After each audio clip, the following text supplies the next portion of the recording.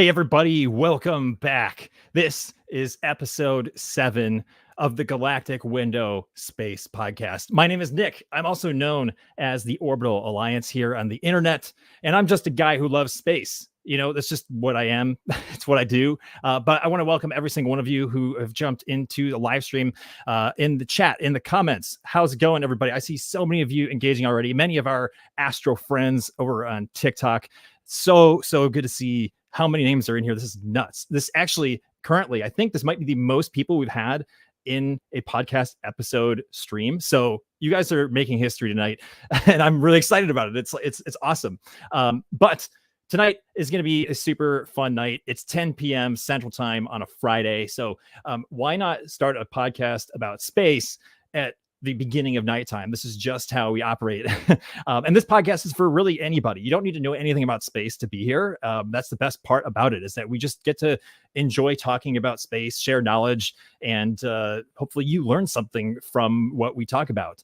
But if you are brand new here, this podcast, I bring in guests so we can help people like see space through these guests' eyes. Like, everybody has a unique view into the universe, and I love that. So I wanted to do a show where I could talk with other folks and have them explain kind of, how they see space, because it's unique for everybody.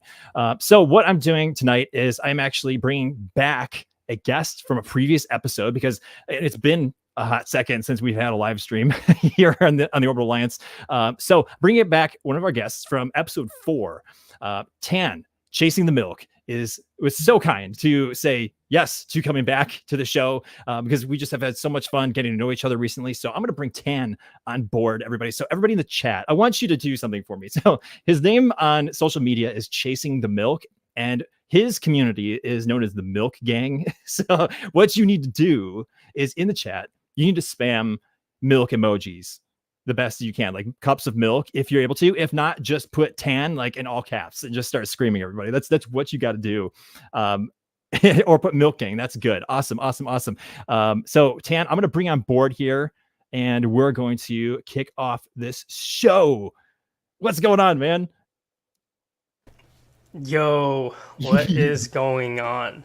Yo, welcome back, dude. You said yes to part 2 of this. You're crazy. Yeah, and I'm excited. And real quick, guys, I hope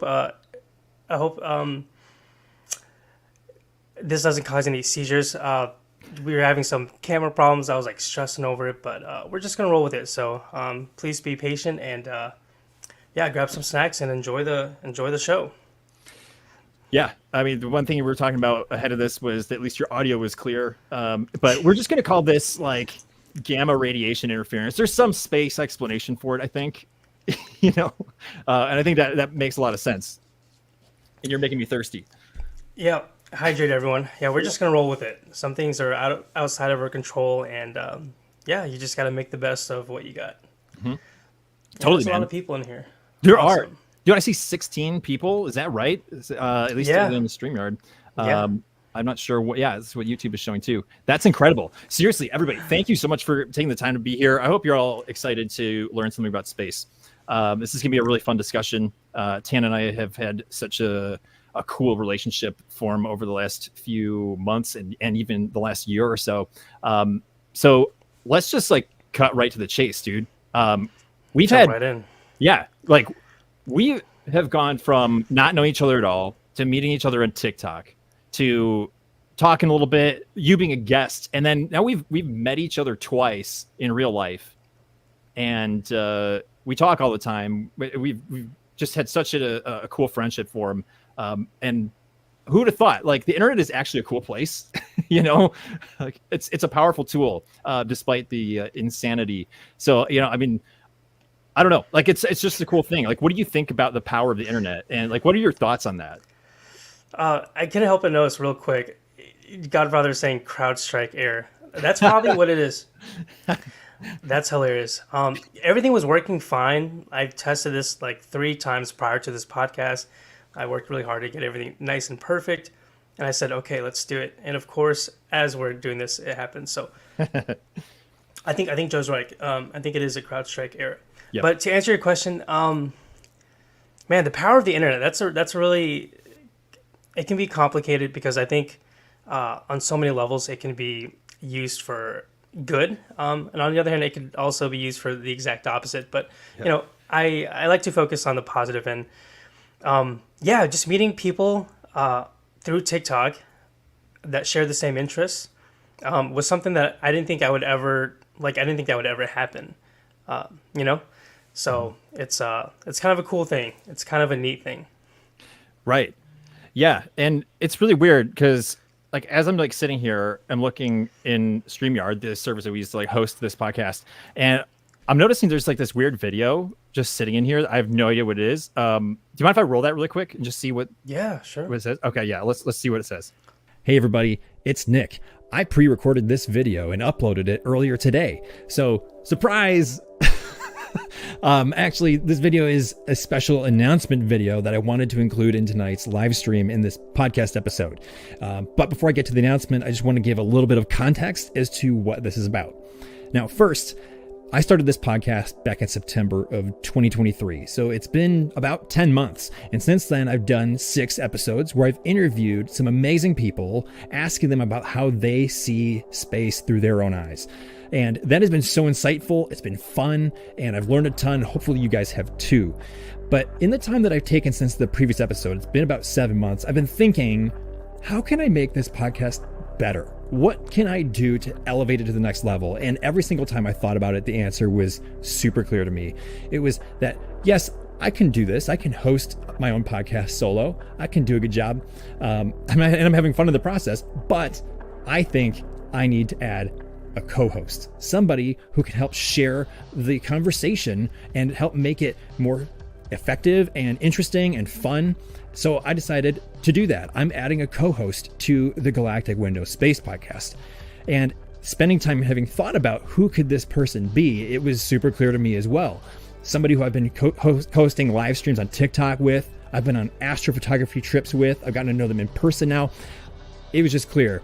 And I wanted to sort of spill the beans here officially and say that Tan is not just a guest here on this episode of the Galactic Window Space Podcast. Tan is now officially a permanent co-host here on the show. So I'm excited. I cannot wait to see what the future holds with Tan here with me. He's going to be here on all these episodes as we get to know more people and explore their stories and interest in space. But Tan was the obvious choice. Like, we get along so well. His energy is amazing. He has such a heart and passion for astronomy, and he loves to keep things fair and calm and just like on the real level. It's never fake with Tan. He's always like talking to you as a human being, no matter who you are or where you're from. So I love that about him. And again, he was the obvious candidate. So I'm going to throw it back to you guys, the hosts of the Orbital Alliance's Galactic Window Space Podcast. Welcome, Tan, to the show. Surprise! Whoa, dude, you just dumped that on me. Yeah, surprise! Oh. You didn't know this at all. It was total. Shit, I'm down, bro. I'm down. That was such an awesome little video you wrapped up, man. Thank you. I'm super excited. Dude, I'm like shaking with like joy and excitement. The nerves are like mega real right now, man. That was cool, man. That was cool. Yeah, you like awesome. all the little theatrics I put in there? Like, oh, I found this video. What's this all about? You know, that was nonsense.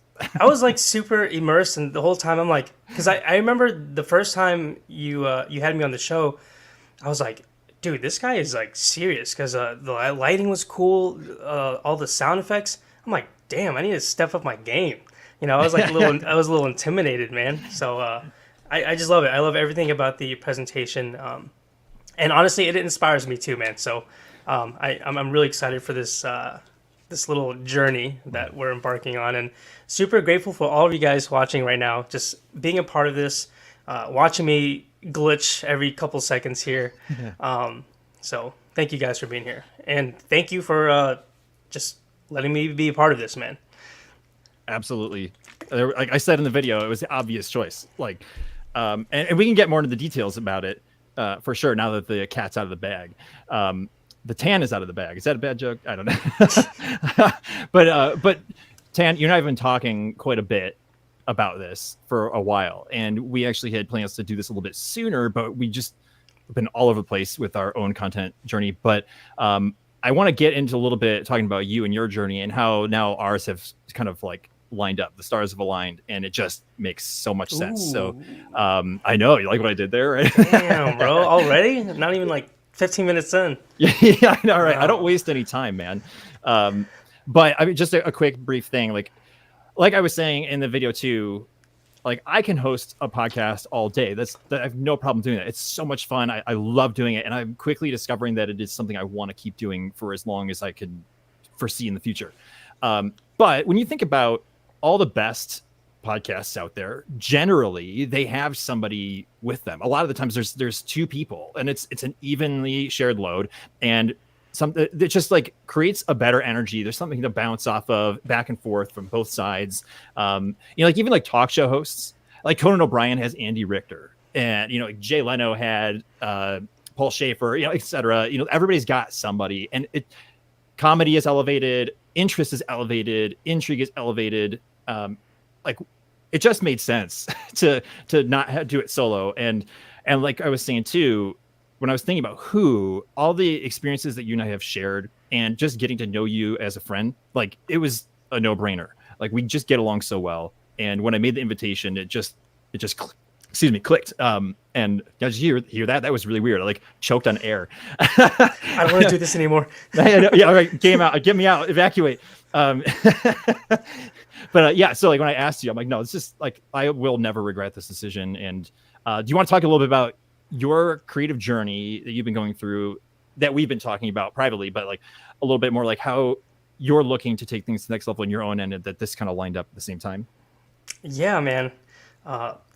Real quick, I appreciate the chat so much. Some of these comments are just so funny.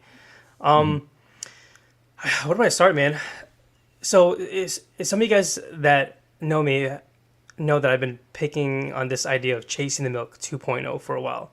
And for those of you guys that have been following me, I feel like you kind of understand like my workflow in terms of sometimes I get really creative. I'll grind. I'll stream every single night. We'll have the most fun. And then sometimes you just won't hear from me. You're like, what happened to him? Is he okay?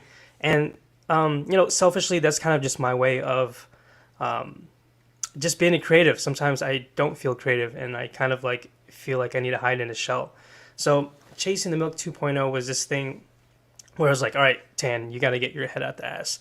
Where our account's growing, our community's growing, our subscribers growing, and you're just like not present. So the idea was, how can I take it to the next level? And I've been juggling the idea of a podcast for so long. It's embarrassing to bring it up because I'm always like talking about how I'm going to do it. I bought all the equipment. This is actually the microphone that I bought, or I got, and this is the first time using it. So, you were kind of the person that kind of allowed me to like take that next step, because I wanted to do this for so long, but there was like a missing catalyst, and for whatever reason, I just couldn't get myself to do it. But when we were talking about it, I realized, I'm like, man, whenever we did the co-hosts together, I realized like we had really good chemistry, and like I enjoy talking a lot, but I enjoy talking to certain people a lot more just because it's easier. And it just made sense that it just made sense that we're doing this. And this is the first one, so like we're kind of just both feeling it out, but I'm already having a blast because really, I think two is better than one, and sometimes in a way it feels like some of the load is taken off. Like if I just run out of something to say, I'm like, Nick, your turn.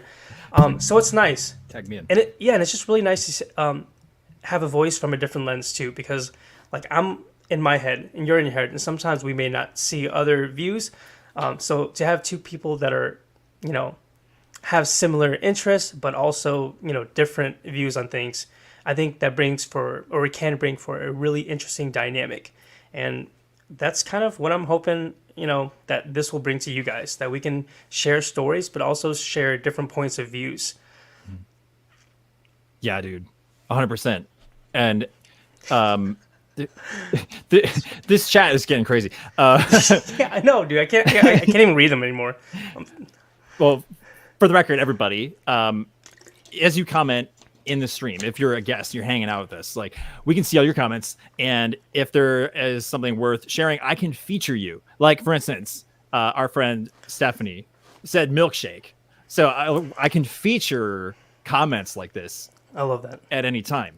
Can I do that too? You should have admin rights, so you should. Is it unless you're still in the guest link, but maybe it won't give you that permission. But you can. Dude, yeah, bro. I feel so powerful. Yeah, I know, right? Like, oh man, someone get this dude an infinity gauntlet. We need. Oh, dude, sick, awesome. I love it. Yeah, this is actually water. Sorry, but maybe I could get some milk for the next one. But that, if you guys want to engage in the chat, ask questions along the way. Yeah, we're paying attention. And and we can feature you, and we can try to answer your question to the best of our ability along the way. So just want to make sure you guys know that we're here to engage with you as well in the conversation. But sometimes we get lost in it, and let's just be honest, like we just get lost. Yeah, dude. I mean, so both of us are astronomy content creators. Like if you were to like probably describe us in the simplest form, would you agree that's like kind of what we are? For sure. Yeah. So like the cool thing is for show. So the cool thing is like we share that at the core level, but then there's just like these tiers that go up. Like we do like our craft, like professionally, our roots are both in professional video production and photography, like freelancing and creative design and all that stuff. Like we both share that in common, which is already cool. Yeah, dude, I love that so much. That's probably my favorite. That's probably my favorite part right there. Is because like we're both like gearheads, video nerds. Right. Yeah, totally. And we both kind of just click on that level. I also think you and I both have like a similar like composure. Like I don't think either of us are really that wild and crazy. Your hair might be, but yeah, that mullet's so short, bro. What happened? This just a quick tangent. This was kind of part of. Yeah, this was kind of the idea of the Chasing the Milk 2.0 too, man. It's long-winded. I went on this retreat. I was hanging out in Northern California, and it was a trip where I kind of learned a lot about myself. And I told myself, like, if I really wanted to change myself, and I think it kind of has to start with my identity. Like, every time I would look in the mirror, I would see the same person, but I wanted something different. This is the first time I've had this short of hair in a long time. We took about 7 or 8 inches off. And it felt really, it was weird. It was bittersweet. It was like the mullet, as much as we joke around it or about it, it held so many memories. It's just so many like ups and downs, and just to kind of get rid of it was very bittersweet. But at the same time, I feel rejuvenated. I look in the mirror now and I see a different person, and although there's like so many other things that I want to work on, I think it was a really good start. And yeah, I'm really excited for the short hair, and I can shampoo my hair super fast, bro. Like before it would take me like just so like my hands would just be full of like shampoo just to get everything, and now I can just use like a quarter size drop of some shampoo, and I'm good, baby. Yeah, man. Yeah. You slurping up the shampoo? Oh, that's so weird. Yeah, dude. Gotta rock the mullet. Chasing the Champ. That's gonna be your new channel. But yeah, there is something about like a reawakening and like this physical like phoenix from the ashes effort, like, and sometimes it's as simple as like cutting off your mullet. Yeah, cutting off your mullet, dyeing your hair. I don't know, whatever it is. Like, I mean, I went through a thing a couple years ago where I dyed my hair purple. Yeah, I saw that, dude. That's sick. Yeah, right. You just need that like awakening. And I'm like stoked to hear that was like how you felt it was the best way to like usher in a new era. Yeah. This is so funny to me. I don't know why. That was kind of the main reason I like needed to allocate some of my funds just to make the budget work. So that's why I cut it. Right. Yeah. You were like you were about to get your house was about to get repoed, and the only way was just to chop it up. Yeah. Right. Worth it. It was, yeah. It was this. Yeah. It was the simple answer.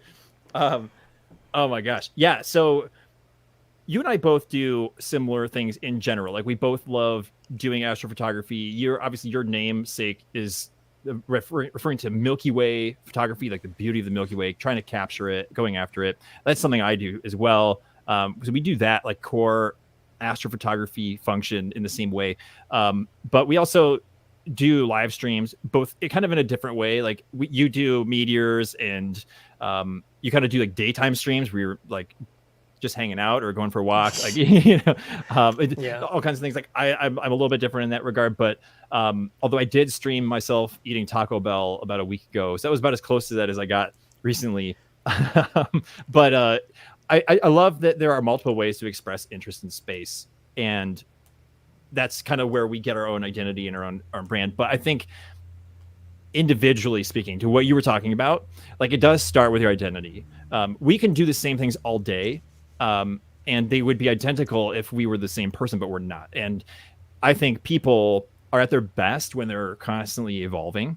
They're becoming different people, a slightly better version of themselves. And sometimes it means you have to go through the fire to get there, or just to like check out for a little bit, take some time, rethink, reallocate your energy and your resources into different places, and then re-engage. And it sounds like that's kind of like what you've done, is like you had to take inventory of where you're at. And this is kind of what you've been telling me on the side, is like it took some time. Like there was a lot of phone calls you and I had just chatting where it was like, you're like, dude, I am just not feeling it. Like I'm just out of the game right now. And like maybe I'm making content, maybe I'm not, but like you're like, I feel like my heart's not in it. Something is off and I need to get this sorted out. And like it's been really cool to watch, because just this past weekend, like it was, I think Saturday, so like 6 days ago, we were on the call and you're like, I just got back from these trips, I disconnected, I was literally had myself and my thoughts, and you're like, dude, I'm on fire, I'm ready to go, let's do this podcast. And I was like, okay, yeah, let's go. You know, like this is great. So yeah, it's really cool to see you find that new energy, because that fuels me as a creator, someone who is also in a bit of like a creative slump the past couple of months. And now here we are finding a synergistic venture together. Like we are going to not only benefit from working together, like it's going to be better than we could have ever done alone. So that's why I'm excited. And I'm going to stop ranting here so you can man, chime in. I like the rants, dude. I think that's partly why I enjoy just talking to you too. There's something about getting these opportunities and just running with it. Like you said, we went from just this being idea to saying, let's just do it. And sometimes you have to do that, because I think sometimes there are just opportunities that are just handed to you, or maybe they're within reach. And if you just don't take the initiative, like that opportunity like may not happen again. Like a good example right now, is the Hawk Tuah girl, right? Yes. There's been tons of videos about her, and it's really interesting because she is like an overnight sensation. But at the same time, there are people like dissecting her, basically saying like she has no social media presence, she doesn't even have like any merch, and she could have like she dropped the bag basically, and maybe she still can. But sometimes the opportunity is handed to you. There's like this window that you just have to jump on it, and whether that is whether that's a risky thing or something that doesn't work, like you won't know until you do it. And I kind of feel like that's what's happening here. And and it's still too early to say, but I just it's way better than anything that I would be doing by myself, I think, is where I'm kind of alluding to. So this was an opportunity. I felt refreshed. I wanted to do Chasing the Milk 2.0, chop my hair off. There's just like a rebirth, and I don't know where it's going to take me, but it's a lot better than what I've been doing the last year, 2, 3, 4. So yeah, man. Totally. Excited. Yeah, bro. I'm seeing some of the comments here. We'll come back around to a few of these questions. But I saw this comment. I thought this was astute. I think it also speaks volumes to the benefits of taking a break as well. Absolutely. It's easy to think that there's just certain like industries that a break would be beneficial for, but you can apply that formula to really anything, right? Like you could apply that to your work, your content creation, your hobby, a relationship, whatever it is. Like space is pun intended, like one of the most important things I think in the human experience, and it's just so helpful. The speed in which you can change sometimes in space outweighs or outpaces when you're actively moving or actively fighting to move forward. Sometimes that goes out of balance, and I think knowing when the right time is to take space is super important. So that's a pretty cool comment. I agree. Yeah, and then I was just saying words. Right.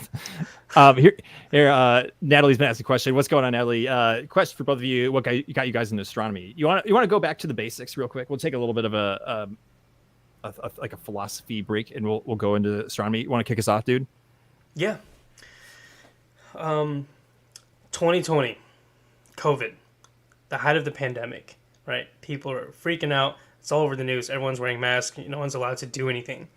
I mean, in a nutshell, that's kind of like what planted the seed. It was a time of just absolute craziness, and it was also the busiest I was personally like in my career of doing like videos. So that's what I did before Chasing the Milk. I was just a video, like a solo video and production dude, just one guy and a camera, and I would just go out and shoot any kind of video. I was the busiest I've ever been because everyone was too scared or couldn't leave the house. So they're like, hey, can you just film something for us? Everything went virtual. Zooms was like a thing, right? So I got really burnt out real quick. I made a lot of money that year. I'm probably more than I've ever had. But I also was like, dude, I'm just burnt out of dealing with people. So I took a step back and I just started looking up. I, found this telescope off the marketplace from some kid, traded it for my Oculus headset, and just fell in love with looking up. And it was one event in particular that kind of changed everything, right? The seed was planted, but it wasn't until this thing happened that like it really started to grow. And it was the comet Neowise. It was just this naked eye visible comet that at the time it was only visible from like 3 a.m. to about sunrise, so maybe like 5 or 5:30. And I chased this thing for like 4 nights, like very little sleep, and I couldn't find this thing. And it was 3 nights, and on the last night, I found it, fell in love with astronomy, and that's kind of really what started it all. It was just this naked eye visible comet, and I remember seeing it and telling myself like, this is probably what I'm going to do until I get old and die. I don't know what that means. Like, I don't know what it's going to bring, but I need to look up more. And it's just been like a crazy roller coaster since then. Yeah, dude. I will never forget Neowise as well. That was not my first comet, but it was one that was really special. And I went out and hunted it. I did 2 nights with it. And yeah, dude, it was... I'm so glad that's where you got your start. And similarly, are you getting arrested right now? Oh, dude, I'm getting swatted. Yeah. You're getting swatted midstream. Isn't that a meme now at this point? I shouldn't even. Yeah. Don't do it, guys. For side note, real quick, welcome everybody who's just tuning into the live stream. Real quick. Here, let me drop the comment here. My name is Nick, and I'm the Orbital Alliance, and this is Tan, also known as Chasing the Milk. Good to see everyone here. Some new names. I'm glad to have everyone here. We're just talking about space and currently answering the question about how do we get our start in astronomy, or like how do we get interested in it. Tan gave his answer. I was about to shift gears into mine real quick. But I also started with a comet, but it was a different comet. I've had a couple instances in my life that got me started into astronomy. The first one was seeing Comet Hale-Bopp in 1997. I was just a kid at the time. I was only 7 years old, and it blew my mind. I couldn't believe what I saw. I remember like coming out of a restaurant and looking up and be like, what is that? And my parents were like, oh, it's that comet. It's pretty cool. I'm like, oh, that's not just cool. That's amazing. And I remember watching it in the window, driving home that night. And not too long after, I started paying more attention to space. Things like my cousin showing me the moon and Jupiter through his telescope, and in my own backyard, realizing I had access to space with an instrument, and that didn't think that was possible. So now I've seen space, I can touch space. And then the last thing was seeing the original Star Wars get re-released in theaters. in 1997 as well. Nice. And that was my first experience with Star Wars. But that gave me the opportunity to imagine space. It's that other lens. So it's just this like trifecta that gave me this beautiful prism of color for what space could be. And it all just kind of stems from those kind of formative moments. I know there were a smattering of other things like along the way and very impactful moments, but those were the three for me. So that's how I got into it. That's awesome, man. Dude, I just noticed I'm commenting as you. We've switched. Oh, what? I'm gonna take advantage of this. Yeah. Yeah. I'm gonna do evil things. You guys, this is Tan's last night as a co-host for the Galactic Window Space Podcast. He's being booted. He's gone. That was a good question. I love that question so much because everyone had a different way of entering astronomy, and I wish I could hear everyone's stories of how they started looking up because they're just they're just all over the place. But it's beautiful because no matter where you entered astronomy from, it kind of ends up going the same way. Like there's just the night sky, and it's so vast, but that's it. And we all end up in the same place looking up. So, great question. Elliot's in here. Elliot with 1 T. Yeah, yeah, dude. Welcome in, Elliot. That's a Galactic Window podcast veteran. We've got a couple of veterans in here. Yeah. Sonia's in here too. And real quick, guys, I apologize for the glitchiness. I know it's probably distracting, but just try to pretend that it's not happening, please. I've tuned it out at this point, so I'm not even thinking about it. Okay. But yeah, good to see so many people. Gosh, 21 people. Yeah. This continues. You guys continue to bring this to a new level. This is the most people we've had in the podcast stream ever. So thank you for helping make this possible. And I'm like, just my mind is kind of melting inside. You guys can't see it, but it's melting. Real quick, do you mind? This is kind of weird. I don't know. I kind of want to live stream just for like a couple minutes while we do this, just to see if we can funnel people in here. Yeah. Do you want me to like just blabber for a little bit while you do that? Yeah, and if I can have Steph or Karen or some of my mods, if you can just pin like hop over to YT Orbital Alliance right now, because like I'm not even gonna talk to the chat. I just want to stream it, and just have it on just for like a couple minutes. I don't want to take away from this, but I do want to see if we can get some people in here. Do you want to mute your mic for a little bit until you get the stream rolling and established? Oh yeah. And then you can mute the mic or unmute it and bring the chat in however you want. Yeah, I like it. I like it a lot. Nice. Okay, shifting gears, everybody. Let's do Q&A about space. Let's just go pure astronomy. No matter what your knowledge of space is, your experience with astro, no question is a stupid question. Like it could be the most basic question that you think, oh, I should know this, and everyone else probably knows this. Like, go ahead and ask it. Put it in the chat, and I will do my best to answer it as I am able. And if not, the best part about this is that if I don't know the answer, then someone in the chat might also know the answer, because there are plenty of astronomy focused people here in the chat. So let's see what we got. Here's a good one from Lady Orbital. What's going on in the other room? What astronomical events are you looking forward to capturing? Well, goodness, I think I keep hearing all these rumors of more comets coming down the pipe. And most of the time they end up being kind of lackluster. They're not really like that visible to, the naked eye. I really want a good like comet that shows like really, really well in the sky that you can actually see, kind of like Hale-Bopp or Neowise that we were both talking about it just a second ago. I would love that. So there's supposed to be a couple comets, I think, swinging around this year, some with the potential of naked eye visibility. That would be my best bet for something interesting. So that's something I want to see and want to try to capture. What was your first deep sky object that you ever saw? Yes, in high school, I took an astronomy class and my teacher did a telescope night and he showed me M57, the Ring Nebula. And I couldn't believe that I could see the remnants of a star exploding, a planetary nebula, like the gases in the night sky with my own eyes through his telescope. Blew my mind. That was super cool. Anybody else drop questions about astronomy in the chat? Whatever you got. Here's Joe. What is your favorite space-based sci-fi? Trek, Star Wars? Oh, dude, totally. For me, it's Star Wars. Like 100%. But I would have to say if it's like less fantasy and more sci-fi, it's Interstellar. And if you guys are interested, I did do a watch party of Interstellar here on the channel. It's a little bit rough, but it worked. Like, it's kind of like a watch along. So if you want to watch Interstellar, but you want to hear my face blab about it the whole 3 hours, roll the movie and start my video, and you can sync them up and you can watch them. That video is here available on the Orbital Alliance channel if you want to do that. Elliot, M57 was what we knew as the smoky Cheerio. Right. Yeah, it does look kind of like that. It's like a ring-shaped like donut almost. When is the next Starlink pass?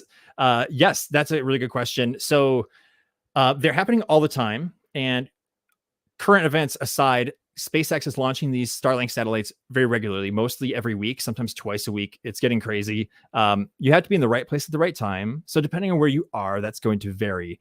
And it's going to be always a hit or miss moment. So like sometimes there's a chance where you have an app and it tells you, hey, there's going to be a bright Starlink pass tonight, but it's actually like a total bust. Like you can't see it. It's the wrong time of night. The angles of the sun are not correct. There's a whole bunch of factors for it. So the best thing I can recommend is get one of those apps, like findstarlink.com. There's an app for it, I think, or just a website in the browser. And you can try to find those moments that say they're going to be bright passes. Just go out to as many of them as possible. Not all of them are going to be hits. Just try to see as many of them as you can, and maybe one of them will strike gold. All right. That was quick. Oh, nice. That was a 3-minute stream.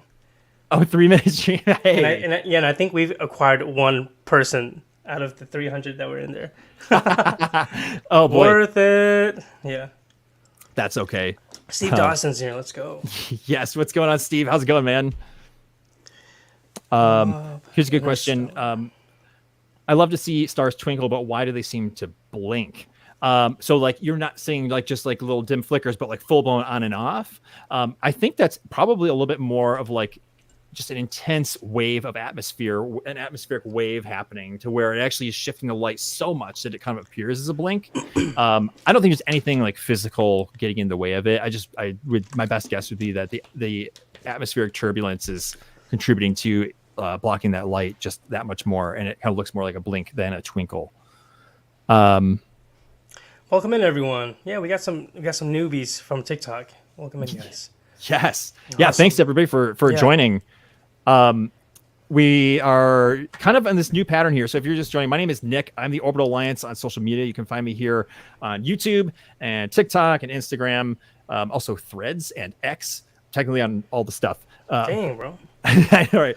I hop around. I tend to be active on some more than others, and it comes and goes. But I'm definitely here on YouTube, as you know, but I like to make content about space. And this is Tan, whom you guys know, who you've been on his streams on TikTok.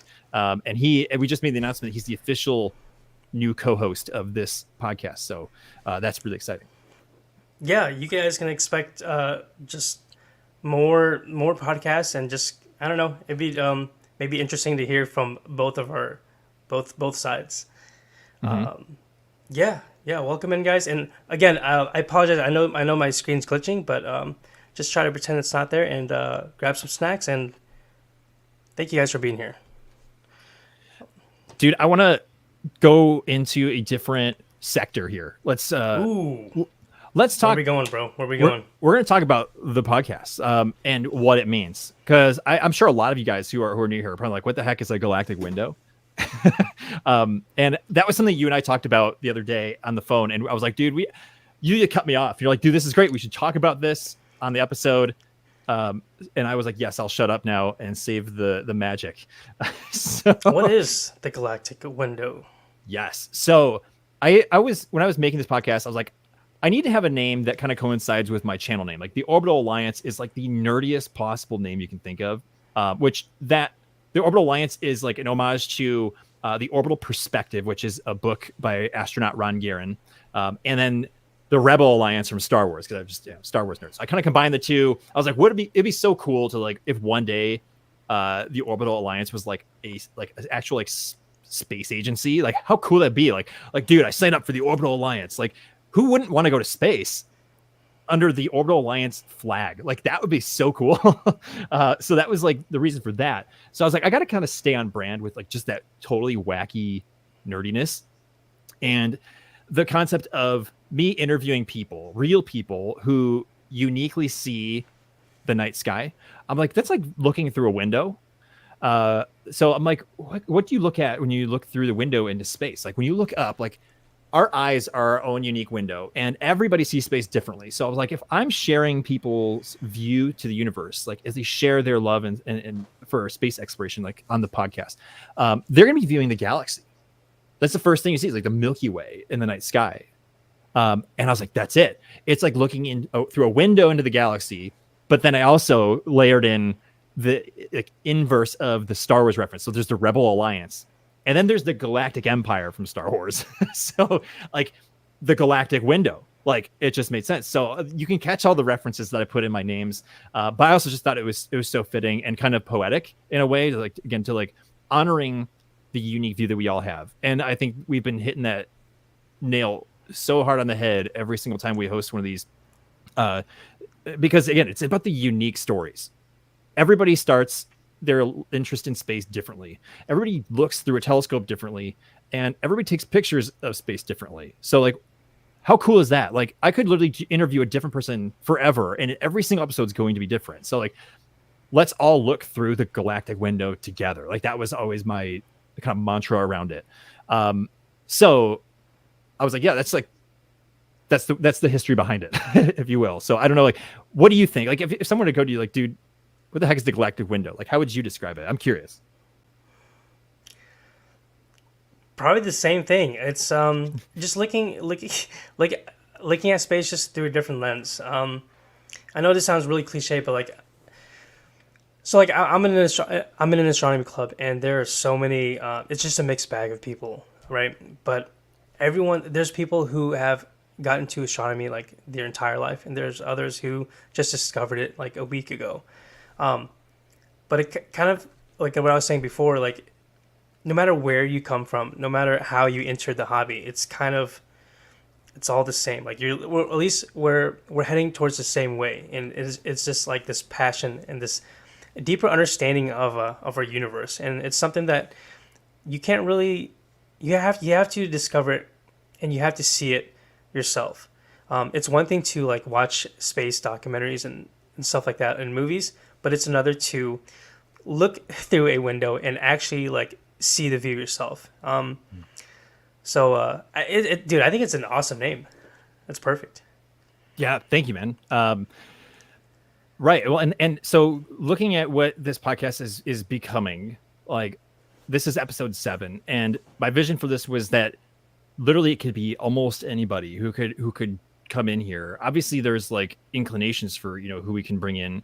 And there's like some people who have way more like stake in the space game than others, but to me that like doesn't matter as much. But with you on board, like we kind of have a wider access to different types of people, which is another reason why I thought a co-host was going to matter. Like someone who could work on this project with me. Like we could reach out to people through your network that I never had access to, and vice versa.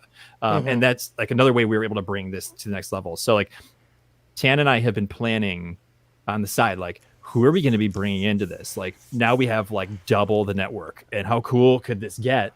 More so than it ever has been before. So I don't know about you, but dude, I'm like crazy excited to see like what this thing could become.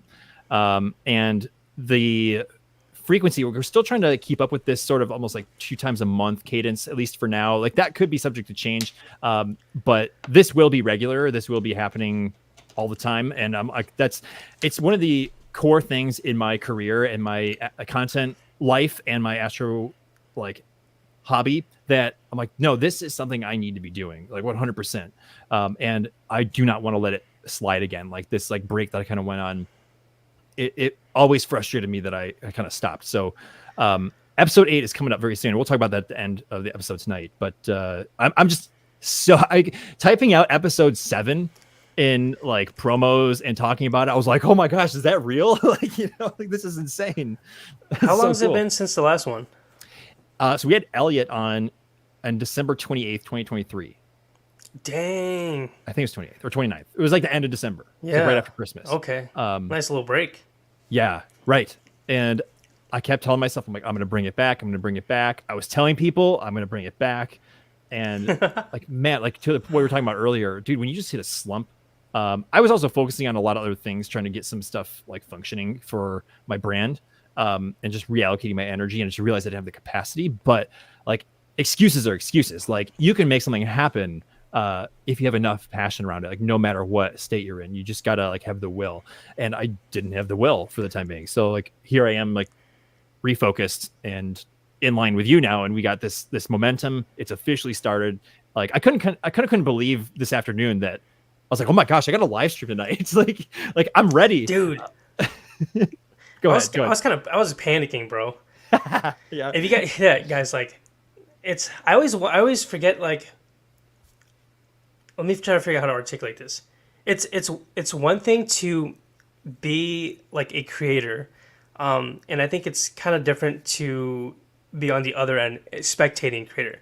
What I mean is, there's probably a lot of like misconceptions about me. There's probably so many things that you guys think that I maybe some traits that I carry or certain things that I do that could be untrue just because of just because like that's what social media does. It gives us this little mask, if you will. So sometimes people are like, oh man, I bet you Chasingthemilk thinks this or does that. When in reality, it's probably not that. But where I'm getting to is, like, sometimes I feel like people think I have it figured out. Man, that is the farthest thing from the truth. Especially when it came to setting this podcast tonight. I was like, I thought I was prepared. I set everything up. My screen wasn't glitching like it is now. And I'm like, oh, dude, I'm so pumped. And then here comes like 10 minutes. Nick, dude, what do I do? Do we try a different camera? Try restarting. And like, but it is what it is. But it's it's exciting. Sometimes you just gotta roll with it. Mm-hmm. Forgot where I was going with the story, but that's okay. Yeah, I mean, we were talking about the momentum of the podcast. You had asked about like how long it had been in between, and just like getting started up again. Yeah, it's like the consistency of getting a rhythm going is really the key. Some of you guys know, like, I'm a runner. I love running. I've been actively running and competing in races since I was 12. Like, I love doing it. Damn, dude. Right? Yeah. Sometimes I can't even believe it. That's gnarly, dude. Yeah. So it's been like, I'm 34 now. So that's like 22 years I've been like running actively and racing, because I've always loved like competing in foot races and getting better times, like for myself, like personal bests for myself. Those are one of the things that I just love doing. But this past year, I decided to do a personal challenge I'd never done. Like, I'd been a collegiate athlete. I'd done 100-mile weeks. I'd done crazy stuff. I've run, I don't know how many, literally hundreds of races. But something I'd never done was I had never run every single day for 365 days straight, like every day for a year. And April 12th or April 11th of last year, 2023, I decided I was going to do that. And I did. And I went all through to this year. That's insane, dude. And it was a minimum of a mile every day. So it wasn't that hard of a challenge, but I did lots of longer runs than that. But the consistency and the motivation to stay focused, to keep that streak going, was so challenging. It was so difficult. That was one of the hardest running challenges I've ever done. And I've done ultra marathons. like it's crazy. Like, I was like, why does that, like, running 1 mile at minimum every day for a year, why is that hard? It's like, because we are such ridiculous creatures, that we are so incapable of keeping things consistent and maintaining a habit. Your body and your brain, your psychology actively fights to terminate that protocol, like, guaranteed. Like, you don't have to put any effort into breaking a habit. It just like, or just starting a habit, correction. Like, it just happens. Like, your body just wants to seek safety and neutrality. So like, for running, like, I had to fight that. The podcast, like, bring this full circle. I did not actively keep up the habit. So like, now I need to actively shift my brain into this setting. I'm like, no, this is going to happen. And I can take that learning from another thing I did in my life, like running. I'm like, I can do it for that. I can do it for this. Let's set the cadence and keep it moving forward, It sounds like just being comfortable is probably like the culprit of a lot of things.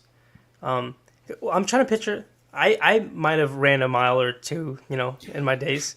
But was there ever a point like during this journey where you're like, man, I did it for 2 months. Tomorrow I really don't feel like doing this. And like, what was that like? And like, was it like a little, little devil Nick over here saying, dude, you should just watch TV, or you should skip. You've already done 3 months. It's fine.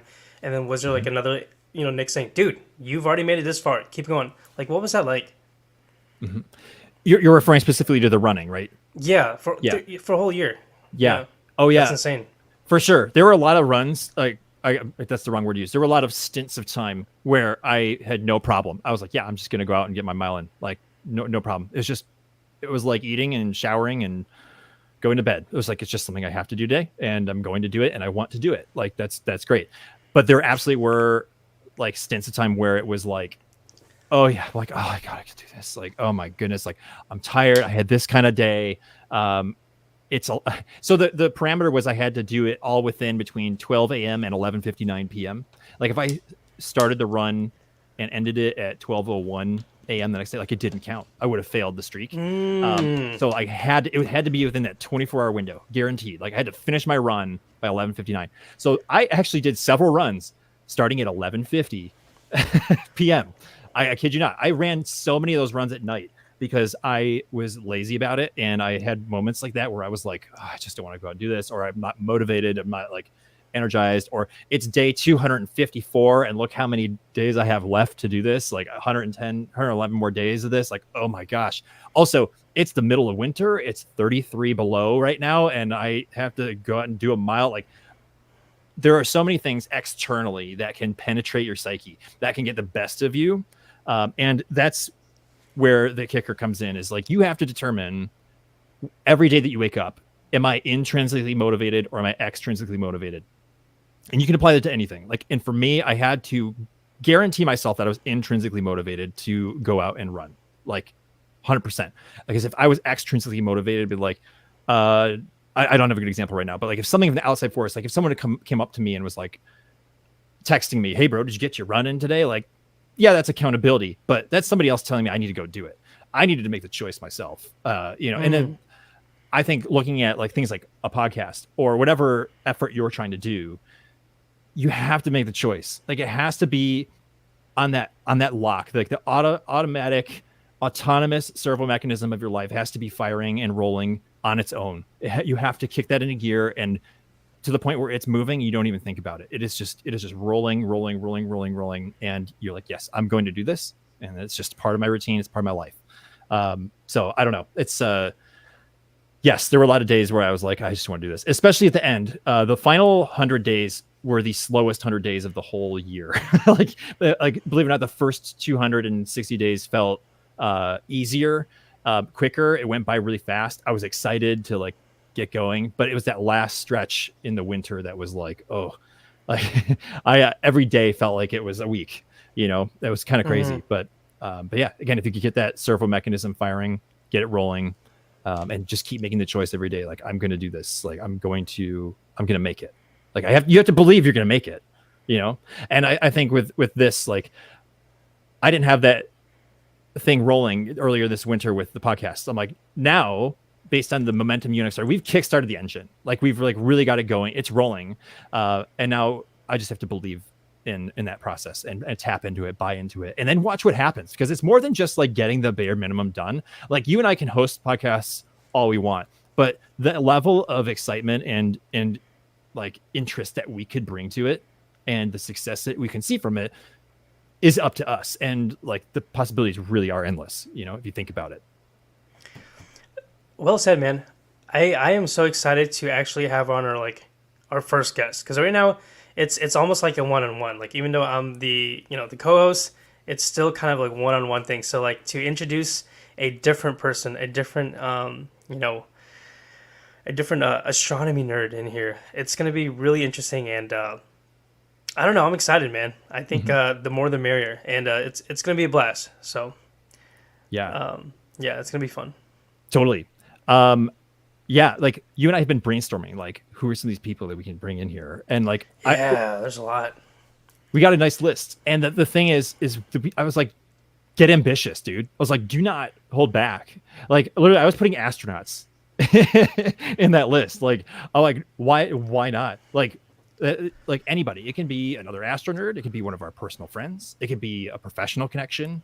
It could be somebody who's been to space. Like, I don't care. like as long as we find the right people, like that's what matters. And like when we do the next episode 8, will be us talking with someone else. So it will be 3 of us in here, and it'll be a different dynamic, right? Yeah, it's gonna be interesting. We've never done it, so like I wish I could say, oh, it's gonna be like this, but we're just gonna have to figure it out all together. And that's kind of the beauty of something sometimes. Is just like, you know, jumping off the cliff and then growing wings on the way down.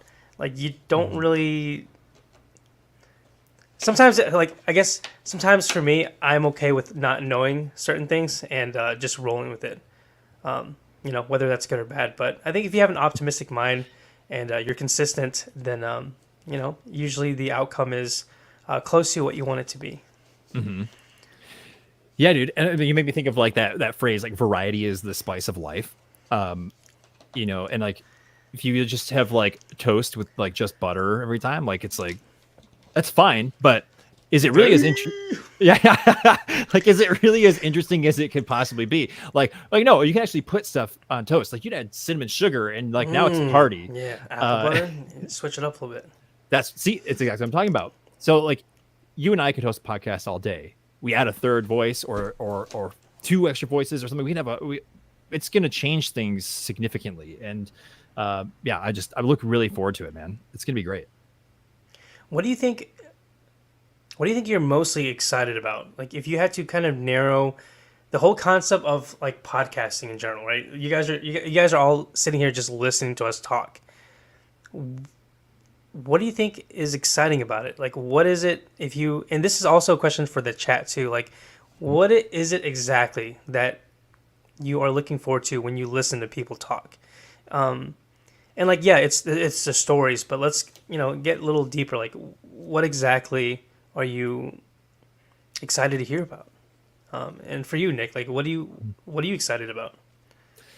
Yeah, definitely. People in the chat, please engage with that question because it's a really good thought. Like, I think most of us, to some degree, engage with some content creators that do things like this. So you guys are obviously watching us. Like, you guys, I'll probably have a list of other podcasts that you listen to, or you know, YouTube programs or TikTok creators or whatever it is. Like, you listen to them for a reason. Like, so what is it that keeps you listening?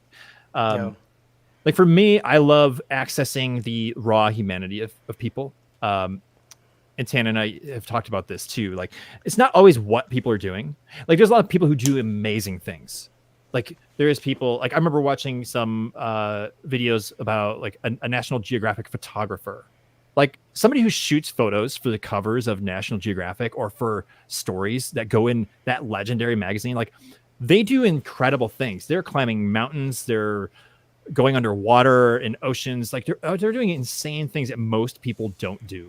Like, that's what they do. But I'm more interested in the person, like why they do it. What is their motivation? What's their intrigue behind it? And more importantly, the discourse between an interviewer and that person. Like, again, I want to hear those stories. How did you climb that mountain and survive and get that shot? That's pretty cool. What were the settings you used for your camera? But instead it's like, no, like what is your motivation behind it? What got you into photography? Like, was there a person in your life that like prompted, gave you your first camera, or like, what did like shooting on a mountain like encourage you to change in your life? Like, it's those things. Like, I just love hearing about the human behind it. You know, it's so important. And again, not to discredit the things that we do, but yeah. Let me feature a couple of the. Yeah, we got a lot of good answers in here. This isn't related, but I do appreciate Daz's Taco Bell related reference. For sure, bro. Yeah, that's my motivation. I don't know what you're here for, but this is actually a Taco Bell podcast. Psych. Stephanie, I love the inspiration we get when listening. Yeah, like I like that. That's a good answer. Right, like you can sometimes get tidbits or entire philosophies from people, and you can learn how to adopt that into your own life. You know, that's so powerful. Tons of nugs. Yeah. The nugs, yeah. Seriously, it's like it's so crazy how just a few words or sometimes a sentence could provoke like a complete change of heart or just inspiration or something that shifts your mind a little bit just from hearing a few words. You know, Right. Yeah, that's powerful. it really is. Human language is crazy. I want to learn more about you both, but I'm interested in learning about new topics with good people. Um, I love this, and that sticks out to me with good people. That's like the community component. Like it's you can when you learn about something that's exciting. But what's the first thing you want to do when you learn something new? You want to turn to somebody and be like, "Look at this thing that I just learned," or "You want to hear about this?" Like I just learned that there, is a hexagonal storm on the pole of Saturn. Like I didn't know that. That's super cool. But like, dude, like, bro, did you know that too? Now somebody else knows it, and you both can share in that learning experience. I think community is an insane component, and you guys are doing that right now in the chat on Yeah. on this show right now. Um, did you have something, Tan? Oh no, I was just Okay, agreeing with you. yeah, no worries. Tara, I'm excited to hear other people's stories. Right, and like you were saying, Tan, it's kind of like how can a few words like shape you and change your story? Like everybody's got like unique experiences in life, and you can sometimes bring stories that are 180 different and find common ground, and that's enough to be like, wow, just seeing the contrast of what's possible in people's lives, like it can really inform you and turn you into a better person, quite frankly, right? Stories are powerful, man. You And could oh god, no no no. I was I going to say something different. Go for it. um I was just saying like again, this is another cliche thing, but stories are one of those things where it just gives you a little more, it gives you a sneak peek into like who the person is as a human being, because you could bump into someone across the street or someone could just cut you off, right, or they didn't use their blinker and you're like, yeah. And then like next you know you see them on the news like, yeah dude, this I was rushing to the hospital whatever, and you hear, and it's easily just a simple story of that person saying something like he was trying to get his wife to the hospital or whatever it is. Mhm. You'll have a completely different mindset, and that's something we often miss, is that we are surrounded by people and we're only gathering just a tiny bit of like the human beings. Like you get a little bit of personality, you kind of know what he does, you see his streams, but you don't really know their story, and their Mhm. story is something that makes that person. So if we were, this is a hypothetical, but if we were in a scenario where everyone's stories was just laid out, like written on their face, I think then you could get a really good idea of who that person is. And unfortunately, that's not a thing. And that means we have to take the time to listen to some of these stories, And that's a tough thing. Is sometimes you're like, man, I don't know if I want to let my guard up, or like it's hard to get to the point where you're okay and ready to accept their story. But once we get there, it's a beautiful thing. Everyone's got a story. We're Mhm. also complex, and it's a really beautiful thing. Yeah. Oh, I love that, dude. Um, I know we were kind of had this question. This is a tie into the question we had earlier from Natalie, but excited to hear about people's experiences with space and stories about what got them into astronomy, like that common ground. Like if you put yourself in a room full of strangers, and you Mm, heard, say it was an astronomy convention, you didn't know anybody there, and you asked everybody, "How did you get into astronomy?" It's likely that at least somebody in that room has a similar experience to you. But there's also, again, intrigue. I love that word. Like intrigue in understanding how different your stories can be and how you got your start in the same hobby. That's so cool.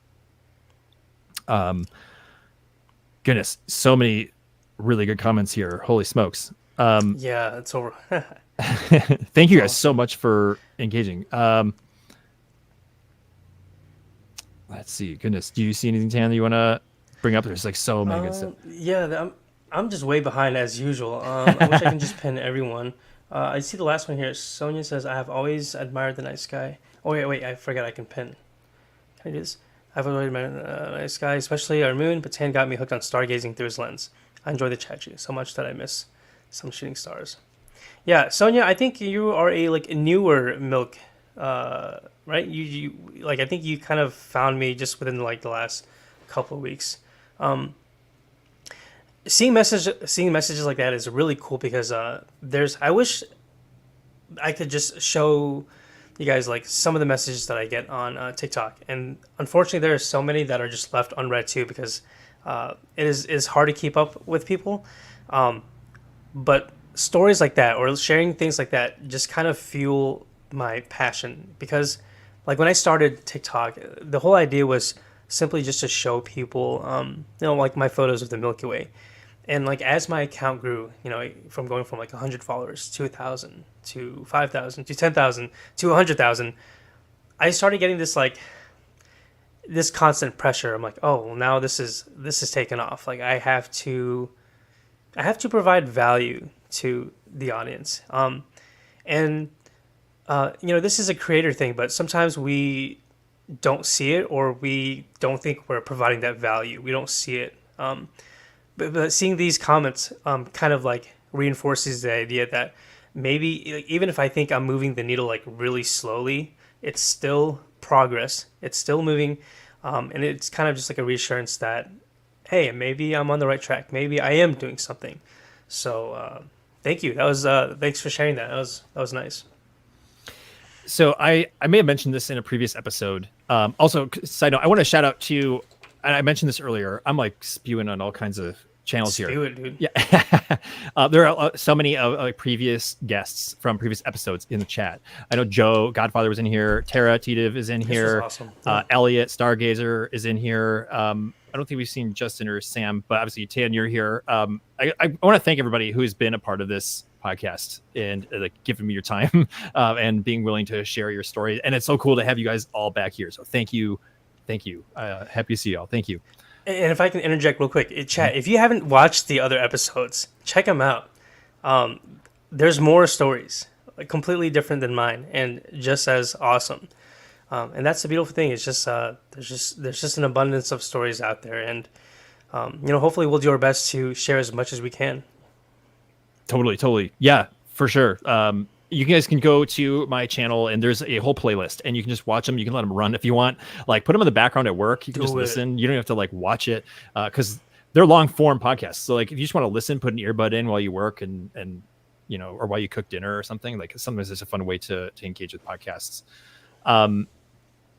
Yeah, dude, I'm thinking just a little bit more on this question because I don't know. Like I love the long form aspect. Let's talk about that because that long form, like these long discussions, like you and I have been rolling here for over an hour. Oh my God, which is crazy. Yeah. But you and I have had like live streams on TikTok that have been longer. And I think, I don't know if it was Justin's episode or what, it was like 3 hours long that I was on with Justin. I love that duration of time. Because think about how long our lives are, how many hours cumulatively we get to spend together as humans or exist as humans, but how few hours we get to spend with other people. And it depends on the level of connection that you have with them. But like, I think the experience is like way more interesting when you get to spend a longer time, especially when it's not trimmed. Like this is like raw, uncut video. Like if you and I mess up, we mess up. Our humanity shows immediately. you know, there is no save the day button on this stream. Like in broadcasts, like they have like those buttons where they can, it's like a 5-second delay. And if somebody, says something they shouldn't, they can like hit a button and it just goes to blank for however long. Okay. Like in live broadcasts, like most of the time you can do that. I don't know if it really gets used for the most part. A lot of times things just slip, but like, but there is like the point being, I love how you can learn about somebody in that uncut form because it's like sitting across a coffee table from someone and enjoying like morning coffee with them. Like if you and I went to Starbucks and sat there for 3 hours, like you and I would learn so much more about each other than if you watched a 10-minute edited video of me talking. Right. And agreed. I think that's the value that I appreciate about content like this and watching other creators, and you just don't get that. And it doesn't mean you have to go stream for 16 hours. You could do that if you want, but like it's the longevity, it's the duration sometimes that does it. And I appreciate that. Like I'll listen to a long podcast. I don't care about the runtime. I care about the person who's talking, Yeah, I feel like you kind of miss out a lot whenever you have short form. And that's kind of like the tricky thing about TikTok too, is like when I first started creating content on TikTok, everything's like short form. So it's like, what video can I make in the least amount of time that will get the most views or capture the attention? And like, and here's a little nug for you guys. It's the algorithm is so different now. So like, I'm not gonna claim to be some kind of expert, but there was a formula that I use, and it was basically this: if I make a video and I ask myself within the first 4 seconds of that video, is it interesting? If it's not, I will not post it. And that for a while worked. That's like the videos where you're like, 5 ways that you can do this, or 3 things that you shouldn't do. Because immediately you hear that and you're like, oh my God, what are those 3 things that I shouldn't do? And you're immediately hooked and you're more prone to staying on. But at the same time, it's like you're missing all the good stuff. You're just jumping straight to it. You're just getting right in, and you skip all the foreplay. You know what I mean? Like when it's long form and raw like this, you're kind of seeing it all. There's gonna be like bits of nugs here and there, but you're seeing all the other stuff that just complements everything else on a much deeper level. And there's just something special about it, and I think that's why people like live streams, because you can have a script or you can have like talking points or whatever it is, but for the most part, there's no let me redo that, or I need this. It's just, we're live, people are watching, and you just have to just be yourself. And that's the beauty. Like if you're cool with just being yourself and people like you, you're on a good path, because like that's all you have to do. You don't have to like force anything. You don't have to like do anything differently. You just be you. And so I agree with you, man. There's something about long form that's just really special, and I'm still getting used to it too. Right. Yeah. I did some streams on the Orbital Alliance on YouTube a while back that were not podcast episodes. I probably did 20 of them plus. And that's how I kind of got used to it. And I think you got to get over the hump of feeling comfortable of having a live camera in your house, literally broadcasting you to the infinite world. Like, it's scary. It is scary. It can be scary. For a while there, I was like really shaky, and it took maybe about, I don't know, 5 episodes or so before I shook that, and I was like, no, I'm cool. Like, I'm like, if I mess up, who cares? Like, there's no performance anxiety. Like, just talk. Like, you're literally, the camera is your friend, and you're just talking to your friend. That's really all it is.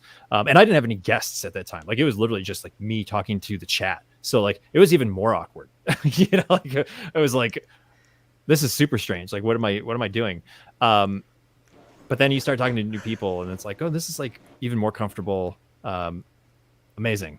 Dude, I wanted to ask you, like, going back to your like Chasing the Milk 2.0 idea, and this like kind of like revitalization that you've come across, like this fountain of youth you're tapping into here. Aside from the podcast, like, what are you excited to be working on? Like, what like big projects are you like gung ho about? You're sold out for? Is there anything like that you've got going? Yeah, man. Well, this podcast is probably something that I'm just really, really excited about. But something that I didn't think I would be doing this at all, and it's a super exciting thing, and it's kind of a really unique twist on just astronomy in general. Is this retreat? So, if you guys don't know, I'm hosting a retreat out in Northern California, and it, at first I started with this idea that, okay, let's bring astronomy to other people, but also make it like a unique experience. So like, it's not a star party, and this one is really unique in terms of where the location is. So I'm gonna be out in Northern California and Southern Humboldt County, to be specific, in the Emerald Triangle. So if you guys know, this area is kind of known for just a lot of like weed cultivating and just a lot of farmers. But the idea is to combine stargazing and astronomy and cannabis. So I met some really cool people, and we kind of formed this this beautiful retreat where you can just go out, spend a couple nights during the meteor shower and kind of just escape. And to be honest, like when I first was out there, the idea that I had going out there, like the first time compared to the last time I was out there, was completely different because I didn't have that life changing Chasing the Milk 2.0 experience. The first time I was like, okay, I'm out here, I'm in the middle of nowhere. Like, what would be cool? Like, if people were to come out here and join this retreat, like, what would that look like? What would they like? Where should we set up? Like, why is this a good location? Versus the second time I was out there, and I remember I was like, and it's hard to explain. I'll have to show you guys some photos, but there's a hot tub overlooking a mountain. So right, this is my favorite part, is that there's this hot tub that's on just all night, and you can see Bortle 1 skies. So this is as dark as it can get, and you can see the Milky Way. And I'm sitting there, and I remember truly thinking to myself, like, this is more than something that I expected it to be. It was supposed to be. I mean, it is a retreat, but for me, I felt myself kind of just actually getting disconnected, and I didn't realize it until after the trip where I was reflecting, and I realized I'm like, I feel different, and I don't know what it is, but I feel inspired, and that's when I realized like I needed it more than I thought I did. I was so focused on making this perfect for like future guests that would come out that I didn't realize that I myself needed it. So that's probably the biggest thing my biggest project right now is focusing on this really cool meteor shower retreat that's going to be for the Perseids. And I just want to share astronomy with other people. And I'm super excited for it. That's incredible, dude. Something that, like I had this thought, and it just a time machine. Is it?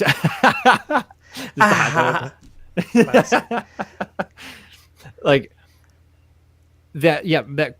Okay. Oh, I remember what I was gonna say. Sorry. I was like, what the heck am I trying to say? I couldn't remember. I wanted to explain really quick. You mentioned the Perseids, and just to explain that for people who may not know what that means, because I think it might add some context. So there are regular meteor showers every year, and Tan was mentioning meteor showers, so maybe you could put 2 and 2 together. But the Perseids is one of the best shows of the year, and it's regularly in kind of like early mid-August, maybe more towards mid-August. And it's you just get the highest number of meteors per hour generally during the Perseids. And the reason they call it Perseid is because that flow of meteors come through the atmosphere generally out of the Perseus constellation region of the sky. So it's just kind of the path that the Earth is flying through. It's flying through a comet debris field. So the tail of a comet left a bunch of dust. Every year, Earth passes through that same trail of dust, and that's the Perseids. And then there's like the Leonids and the Geminids and all these like smaller meteor showers. Tan's like the meteor shower guru, so you could probably talk more about it. But it's like when he's talking about going to have an experience with opening your mind to like meteor showers, like that's like the one to do it is the Perseids. Yeah. I think the biggest challenge for me is trying to get people to really understand the meteor showers, because most people and let me know, chat, if you guys have watched or seen a meteor shower, specifically the Perseid meteor shower. It's one thing to talk about how cool it is, but until you actually go out and like look up and watch a show, you truly you won't understand.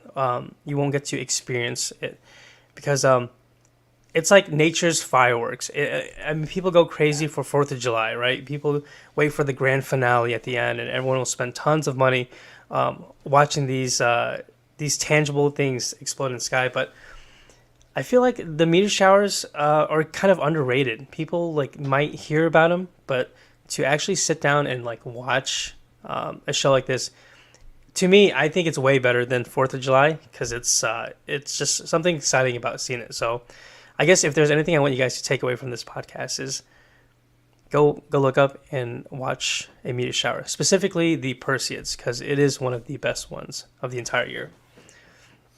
And the other thing that's interesting is that I think most folks, everyday folks, really don't know what it means to see a meteor shower.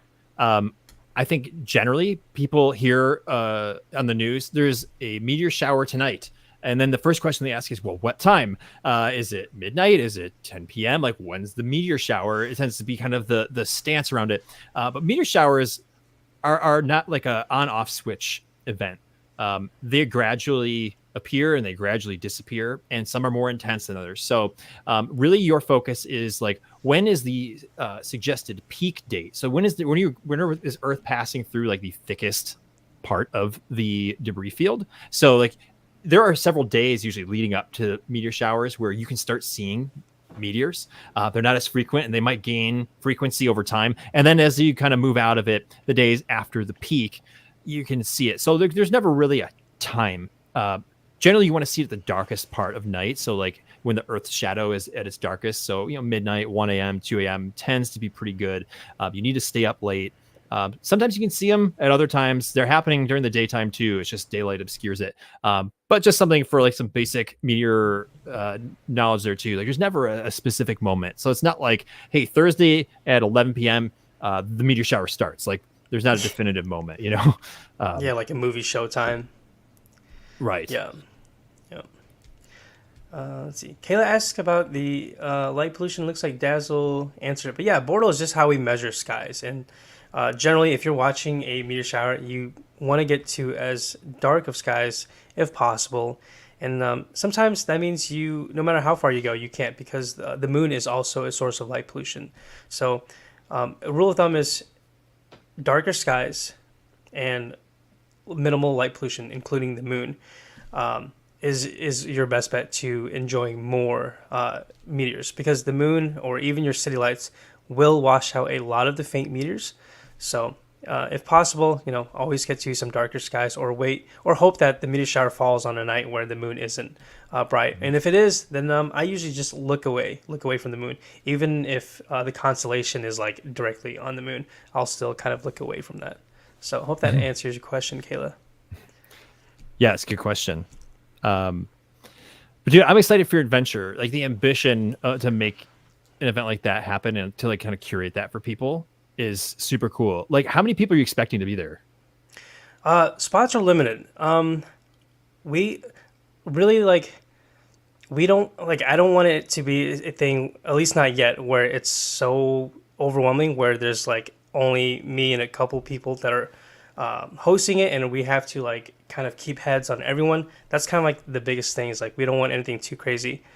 So we want it a little, it's going crazier. We just want it a little intimate. So right now the spots is just a total of 6. Okay, gotcha. Yeah, and that's it. Yep. Good deal. But yeah, I appreciate it, man. It's kind of a dream come true. It's something that I think it's hopefully it'll be something that's bigger than me, and hopefully one of just many things that I do. For sure.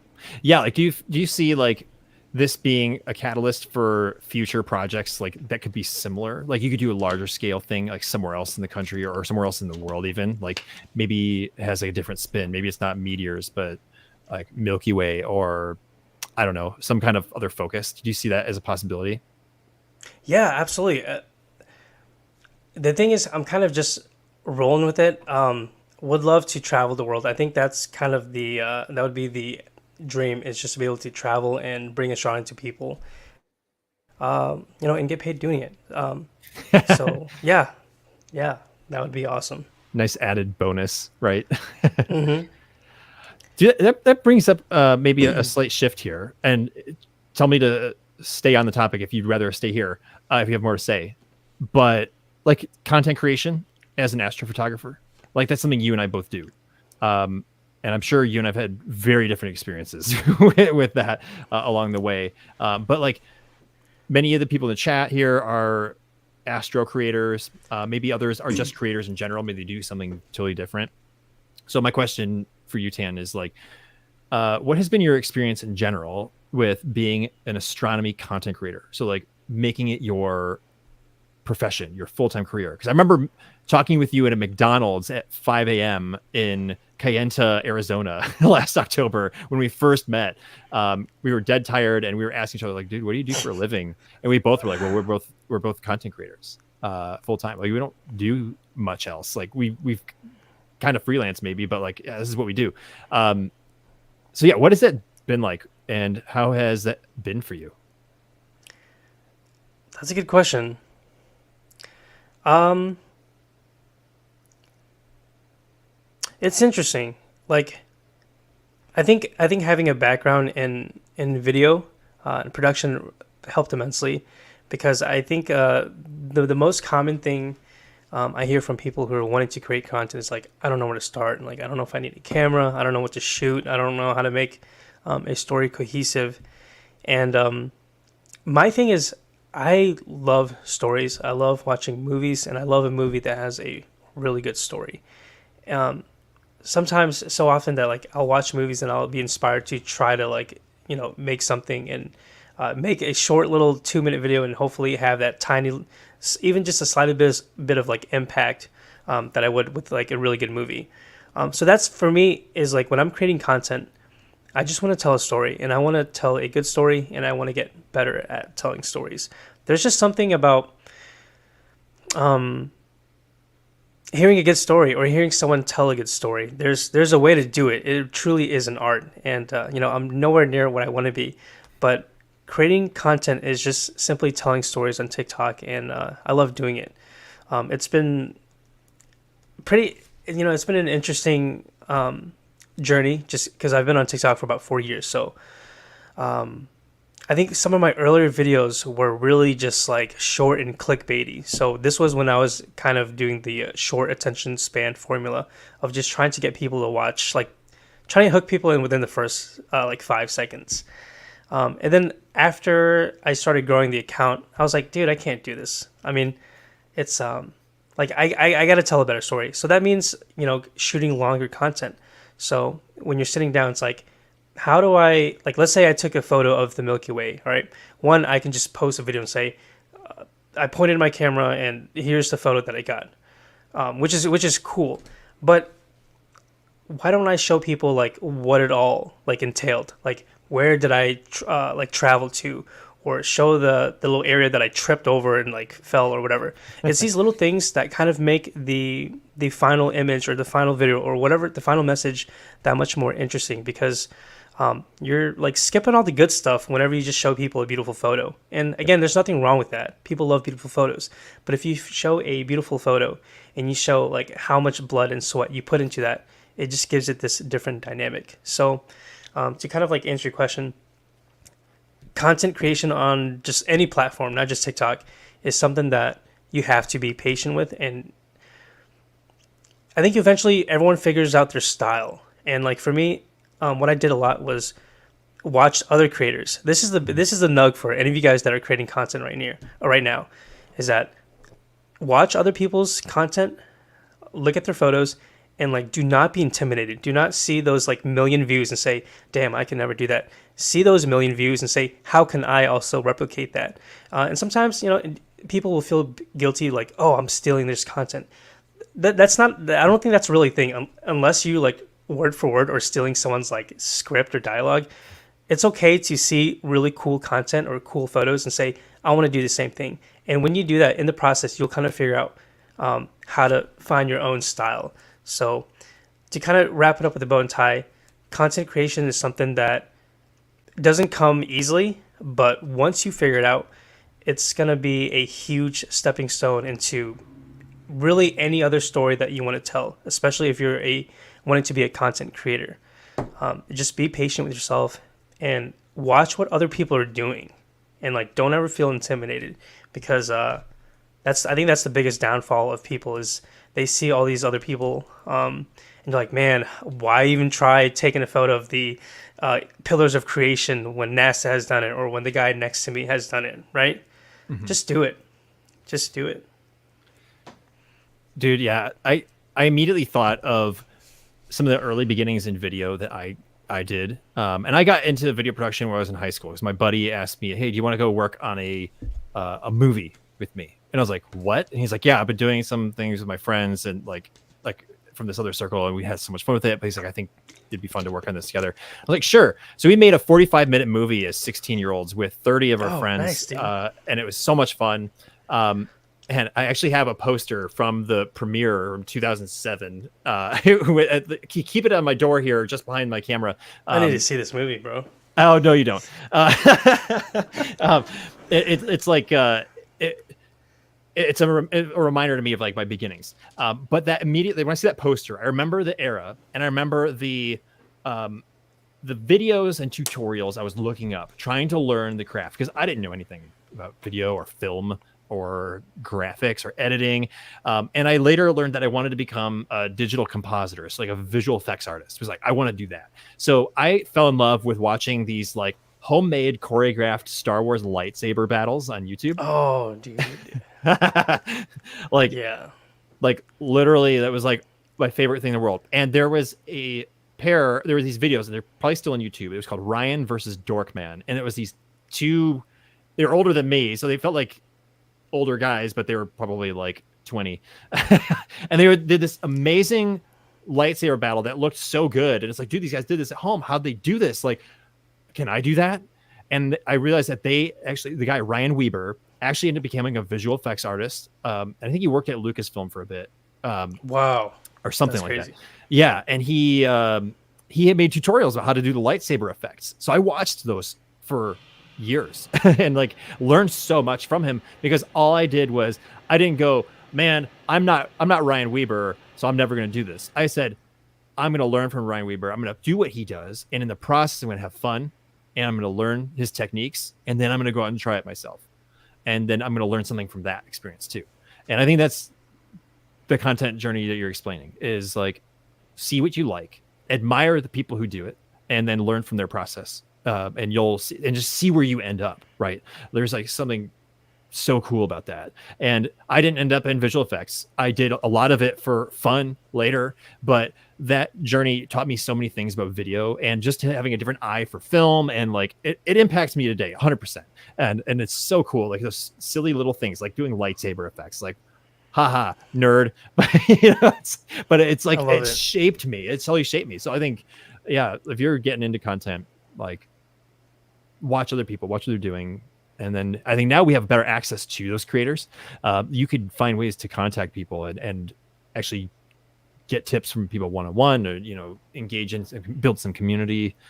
Yeah, it's pretty amazing. The thing that I wanted to ask you was, like, you started doing this, for fun, but then that became your career. Like the money side of thing comes to it. How did that affect you when that transition started happening?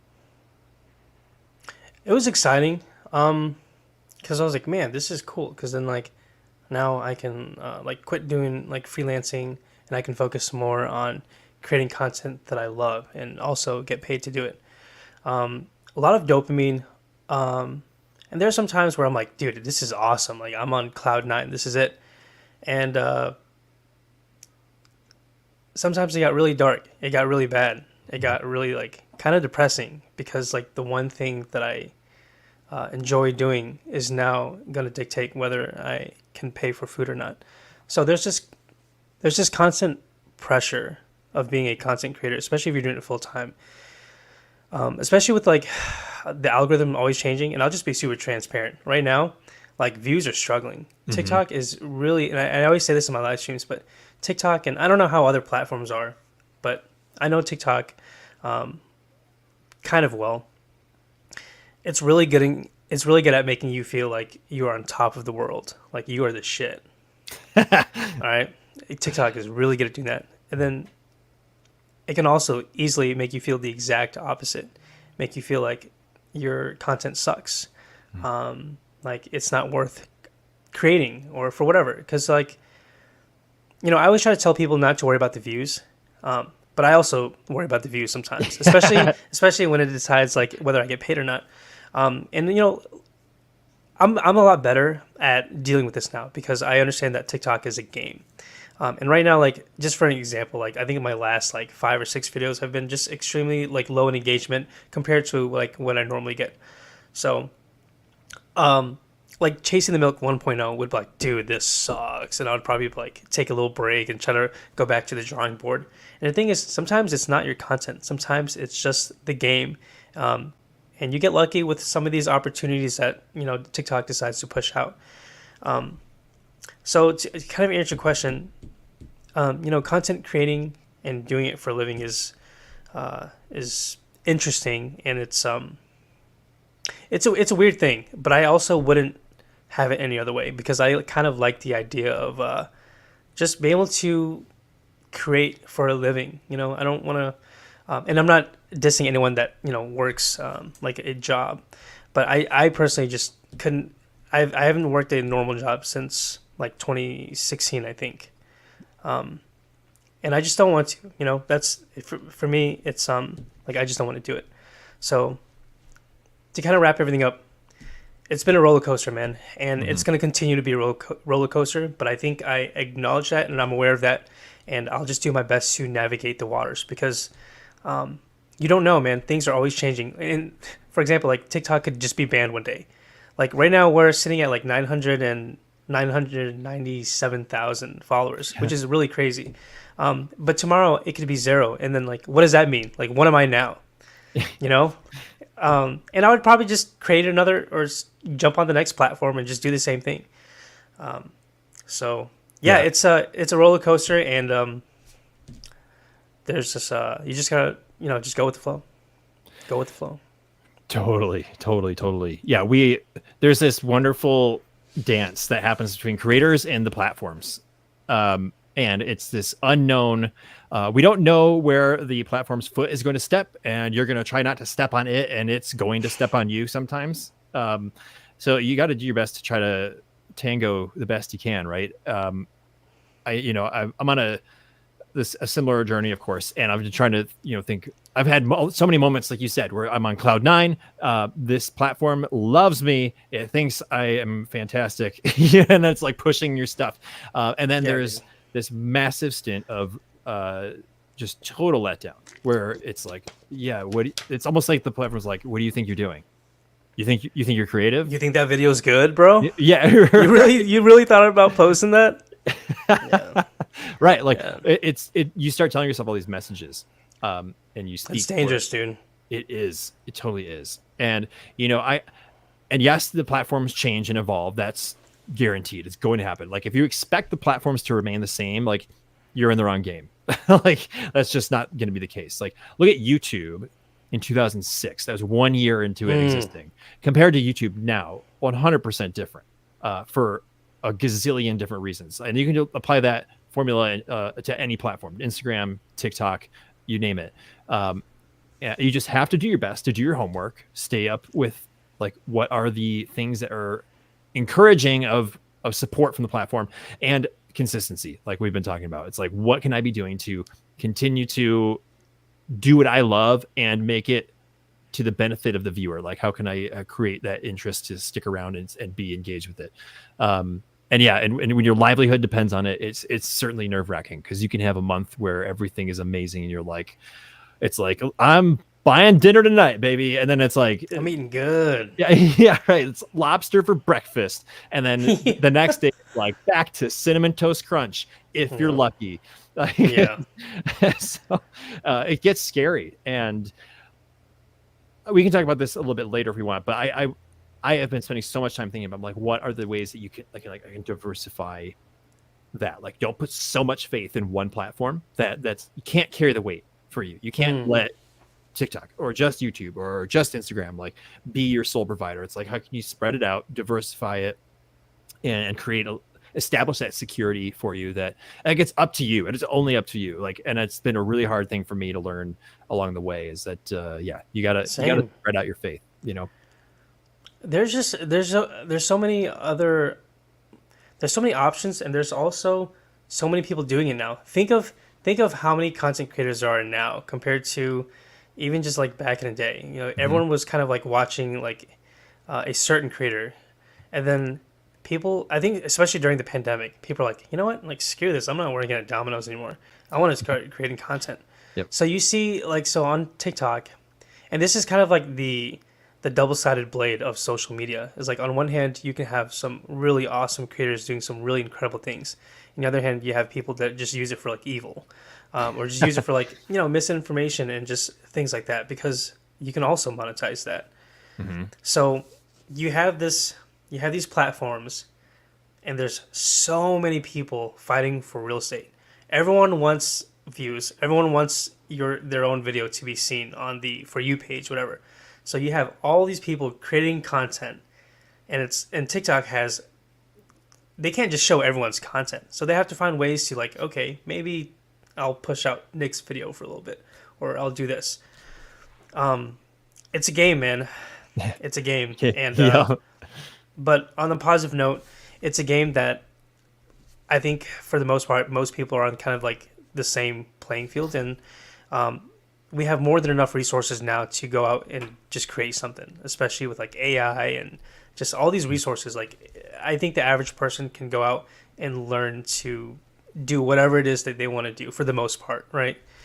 And that's kind of the beauty of it, is like, it's the ball's in your court. It's a lot of work, but like, people do it all the time, you know. So if you're wanting to do something crazy, or you want to create content or whatever it is, you can do it. You can probably do it. You can most likely do it. So I've mentioned this on the podcast before, but I'm a part of a content creation group. It's me and two other guys, and we've been doing this for almost 2 years now. We chat almost every day in a Discord server. We provide inspiration for each other and knowledge. We share knowledge. We do all these things. We meet every week. We do a call, and it's like, what are we working on? How can we help each other? That's awesome. I shared something with them. Gosh, was that this morning? I think it was this morning. I was on YouTube and I was looking at my subscription list, like all the channels I'm subscribed to. And I was scrolling down. I'm like, huge creator, big creator, 15 million sub creator. And then I scrolled past my buddy who's in my content group, and I saw his icon right in line with all these huge things. And then I kept scrolling, and I saw my other buddy, like the other guy in my content group, in there. And it like hit me like a brick wall, because the three of us often struggle as small creators who have very little following, who are like, are we even doing the right things? Like, what am I doing? Like, should I still do this? Like, you just wrestle with that. And it occurred to me as I was scrolling through and I saw our pictures in this pool of creators from all different niches, all different levels of success. And I'm like, we're doing it. Like, we're actually, like, we're doing it. This is amazing. It's like, we don't have to be 15 million subscriber channels to be winning. We could, but like, the discouragement is literally like, it's solvable by looking at it and just being like, we are just another icon in a pool of icons. And as long as you're doing your best, that's it. It's the best you can do. And just focus on keep getting better for yourself. And it doesn't matter how you stack up against it, but everybody's in the same pool. And it just like, so I messaged my friends. I'm like, you guys, we're doing it. Like, don't forget, we're doing it. I shared the pictures. I screen capped the list of names of all the subscriptions. And I was like, there's you and there's you. I'm in the list there somewhere too. Like, we belong. We just belong. So that's one of the content creator things that hit me this morning. And it just kind of came to mind. I'm like, we belong here. Like, it's just a simple phrase, you know? Dude, I really like that. I think redefining success is super important. That's kind of sounds like that's kind of like what you did. You, instead of like focusing on like quantity as far as like how many viewers I have or how many whatever, it's like, did I achieve what I originally intended to do, you know? And by all means, you could be super successful and like you are. So I think that's really important too, is kind of to take a step back from the metrics sometimes, even though like I'm guilty of just being bummed whenever I post a video and it flops or whatever. Sometimes it's not about those kind of things. It's the success is just give it a different like definitions. Like, if I wanted to do this a certain way, and I did it, but I didn't receive the outcome. I didn't receive like the viewers. It's okay. That was still a successful video. And I think over time, if those elements compound and will lead to the other metrics that you sometimes worry about, you know? So I love that you have a group. I think that's super important too, because I don't think if I weren't like calling you for some of these like these talks that we had before we doing this show, I don't know who I would talk to. You know what I mean? I would probably just myself, and just self-doubt, like, man, I don't know if I want to do this.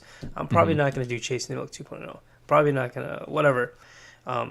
So it's powerful how just picking someone else's brain or having a group that holds you accountable or just someone who's struggling with the same thing could really just be a pivotal moment.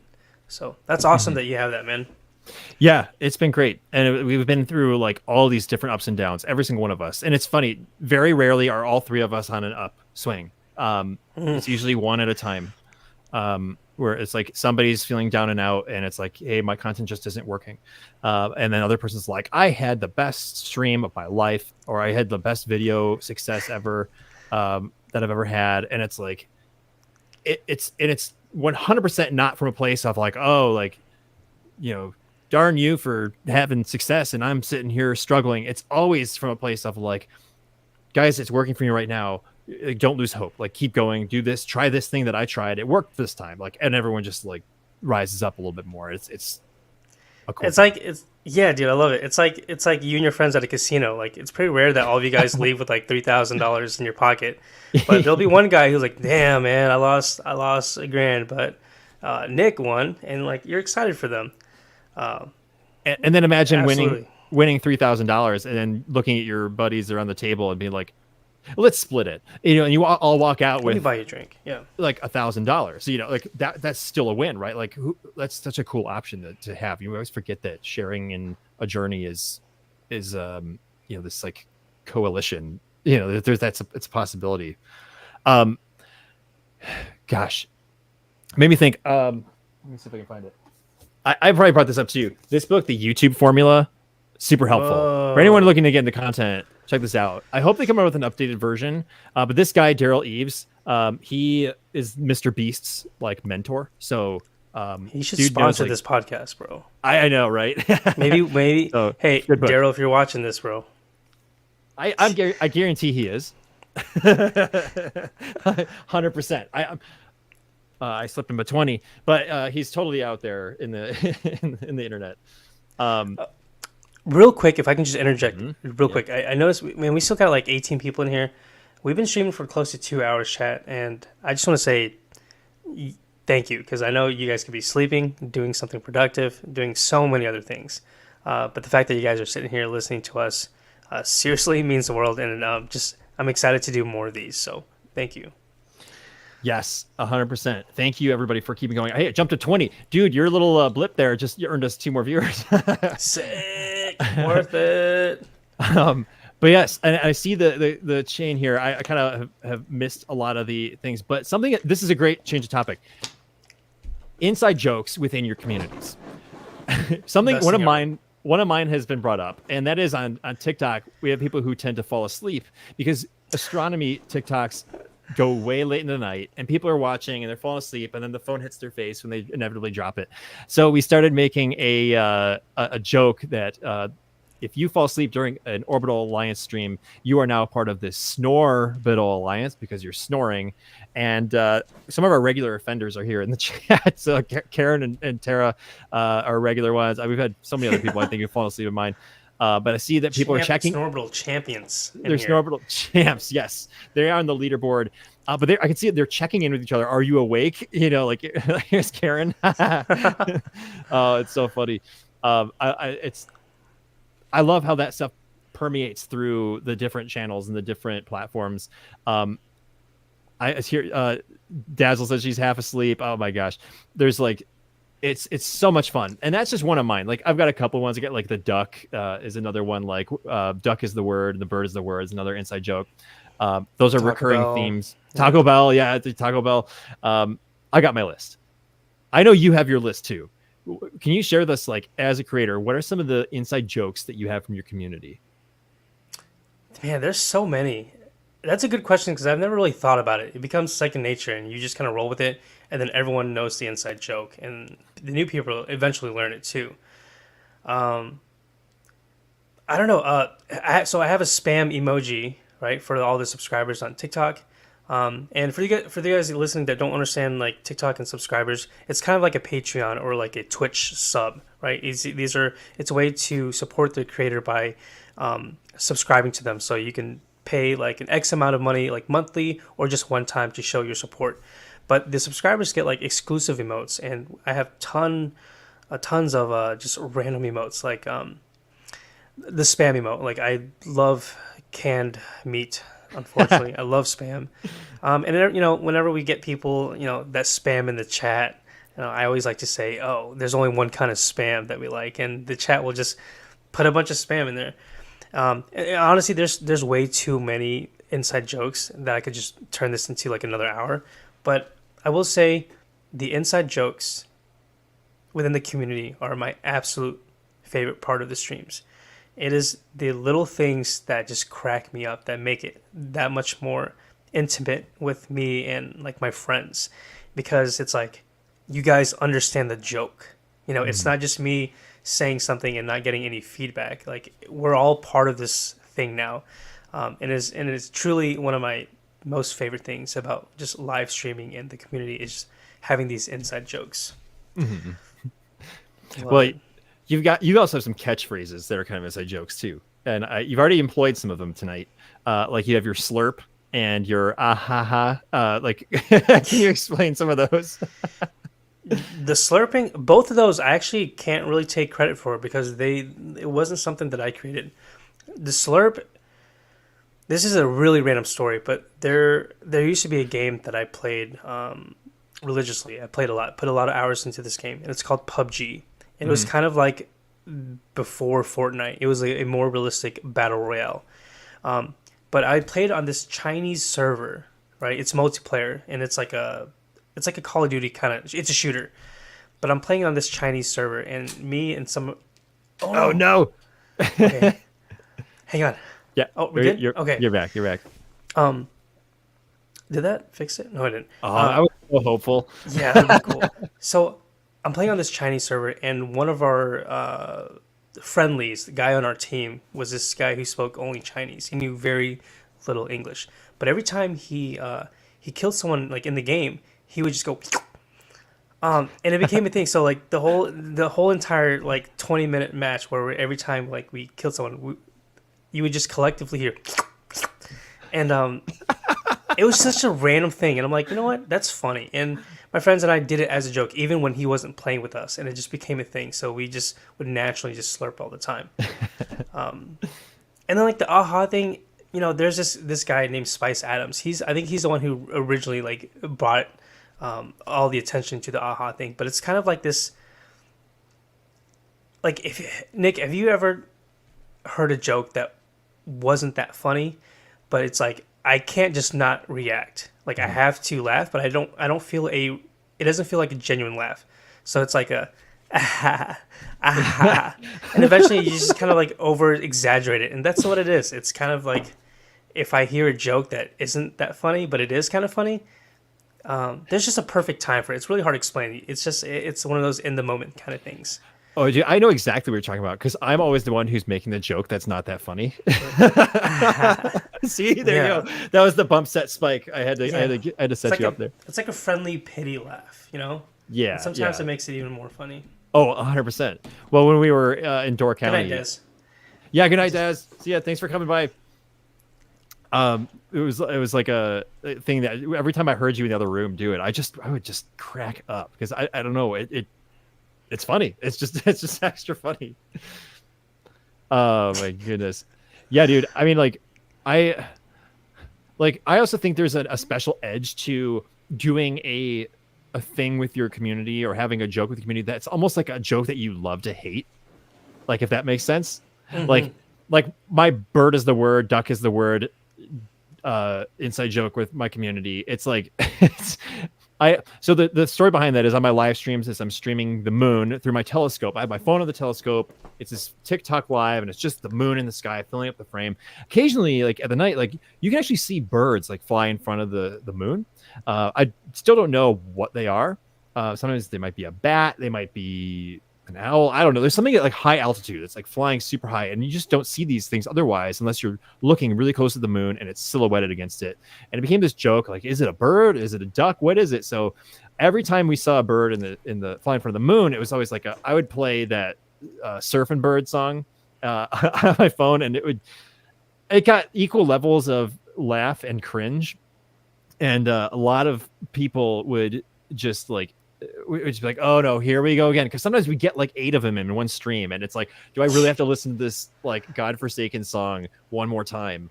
But I'm like, you know what? I'm going to do it because you love to hate it, and we're all going to laugh about it, and it's just a good time. So like, I think there's some special edge to like get people riled up, but in a playful way, you know. Yeah, it's just so you're just adding a little flavor to your own stream, Yes. you know. A duck is a bird. Yeah, that's been a big argument. Is like, is a duck a bird? The answer is yes, but you would not see a duck and go, "Hey, look at that bird." You would say, "Hey, look at that duck." I'm still stand by it. A duck is a pheasant. That's another level. It's a foul. It's a foul. That's Karen's joke. She always just a foul joke. It's a courtesy laugh. Foul play. Oh my goodness gracious. Gosh. Dude, what else you got in your head? Like, do you have any more space topics you want to cover tonight while we got the time? I'm shooting blanks. Firing blanks. Shooting blanks. Right. I can't think right now. All good, dude. I'm shooting blanks. Well, I think one of the things that we can think about here, though, is we've been talking about what we're excited to be working on coming up. Like, you've got your retreat. We're going to be doing the podcast more regularly.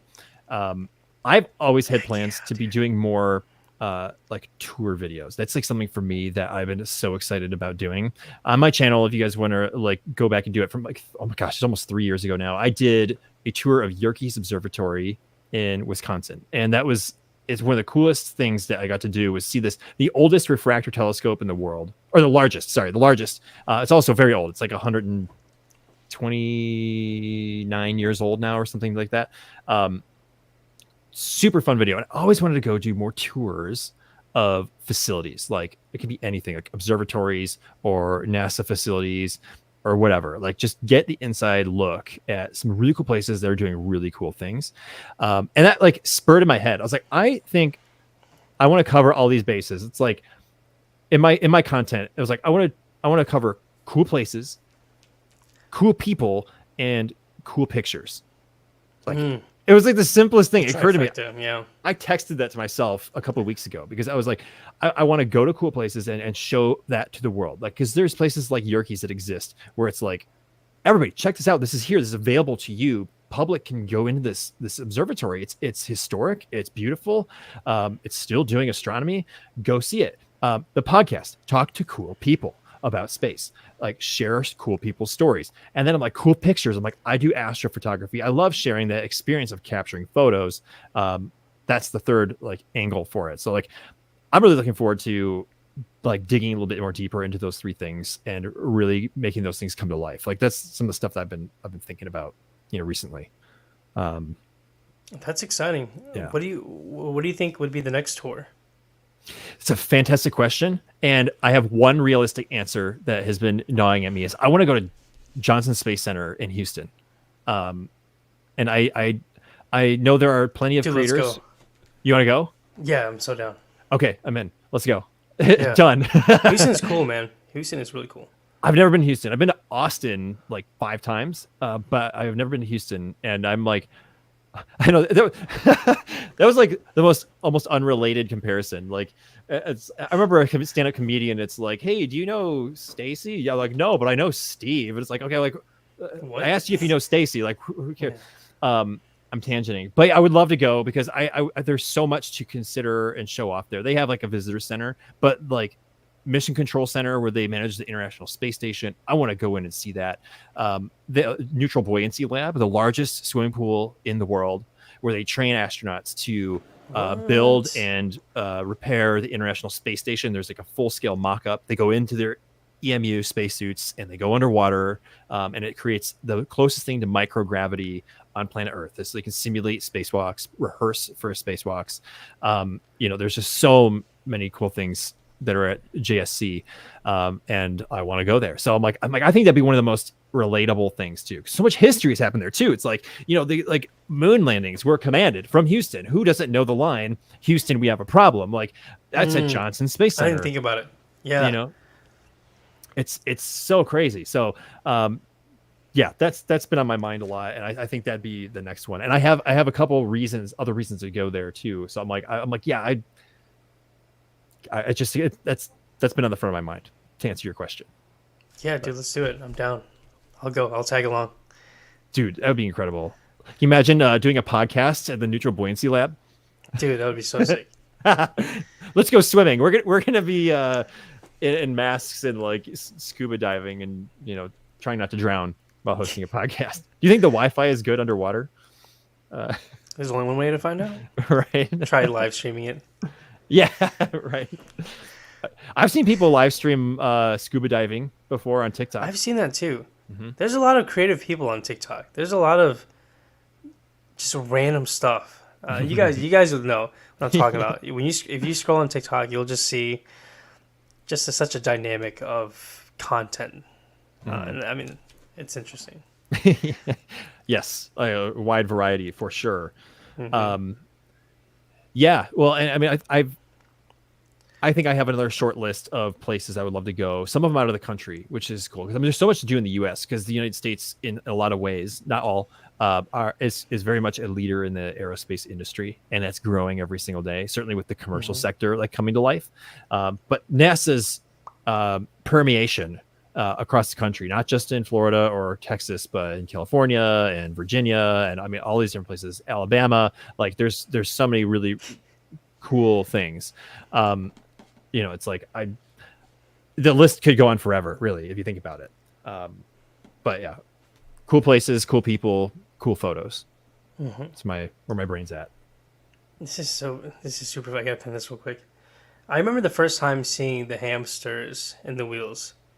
It was such a I ended up watching for like 10-15 minutes. Have you ever seen that? Oh yes, you were talking about the live streams, and also this is from somebody in the chat. Sorry, no, I'm just joking with Stephanie. I referred to Stephanie as someone in the chat in a previous episode because I didn't know her at the time, and now I know who she is. And I told her I would call her somebody in the chat, just some random person. Yeah, right. Have a good night, Karen. Oh, good night, Karen. Yeah. You were saying about hamsters in the wheels and I don't know. Yeah, it was just a live stream of tons of hamsters just raving. And have you ever seen the shrimp raves? The shrimp dances? Maybe once. It was like someone in a costume. No, so just picture like Darude Sandstorm playing in the background, and you see tons of little shrimps, like actual shrimps, in the little aquariums, and like they just have this really interesting way of like moving around, so it looks like they're dancing. But look at like thousands of people in there, and people are just going nuts.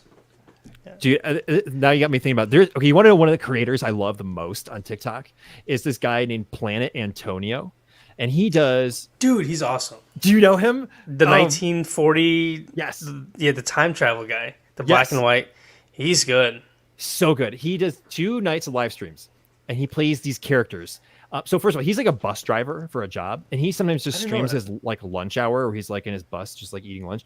So he's like eating Doritos. But then like the other streams, he does like scheduled every week.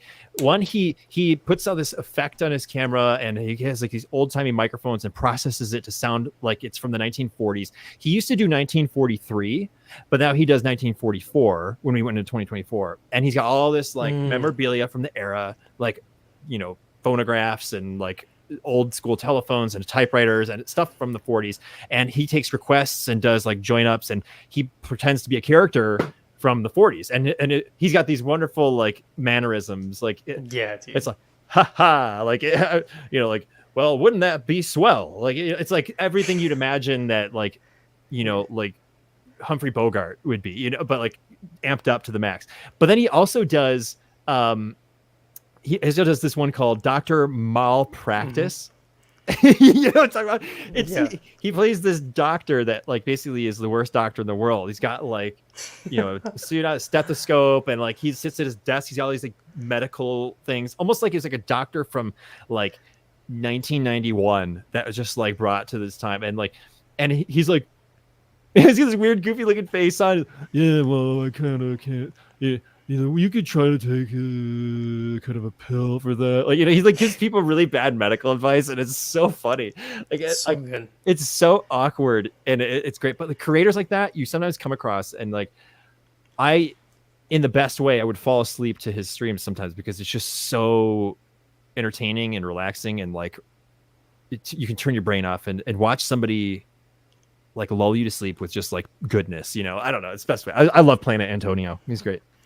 Yeah, for those of you guys who don't know, check him out. He's on TikTok, and he's truly just a talented creator.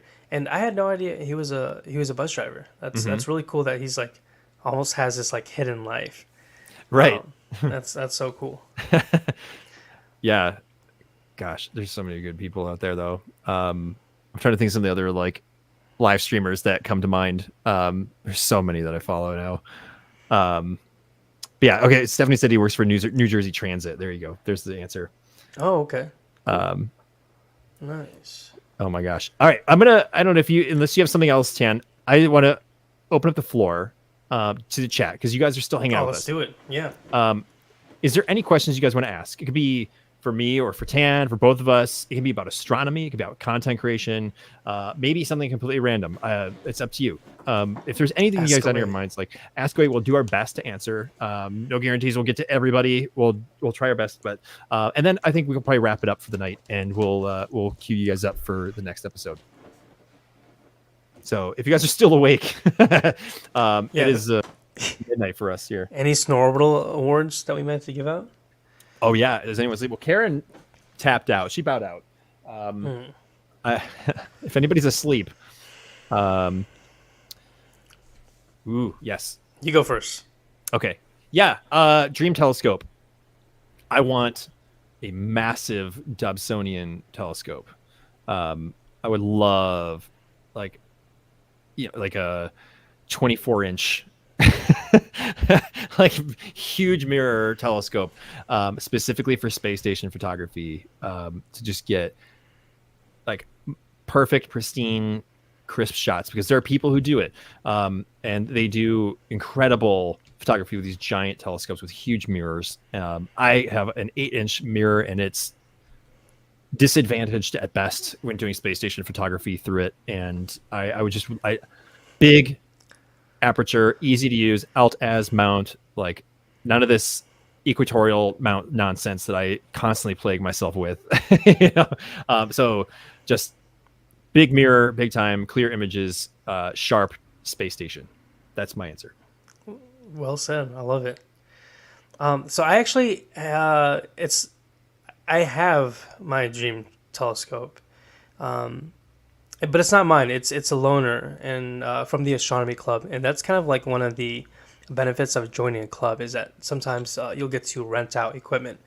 But there is a 18-inch Dobsonian that's sitting in my garage, and I haven't used it too much this year. But there's tons of other telescopes that are super awesome. But I feel like I just like how easy Dobsonians are to use, and the fact that I can just roll this 18-inch out and look at some really cool stuff from home.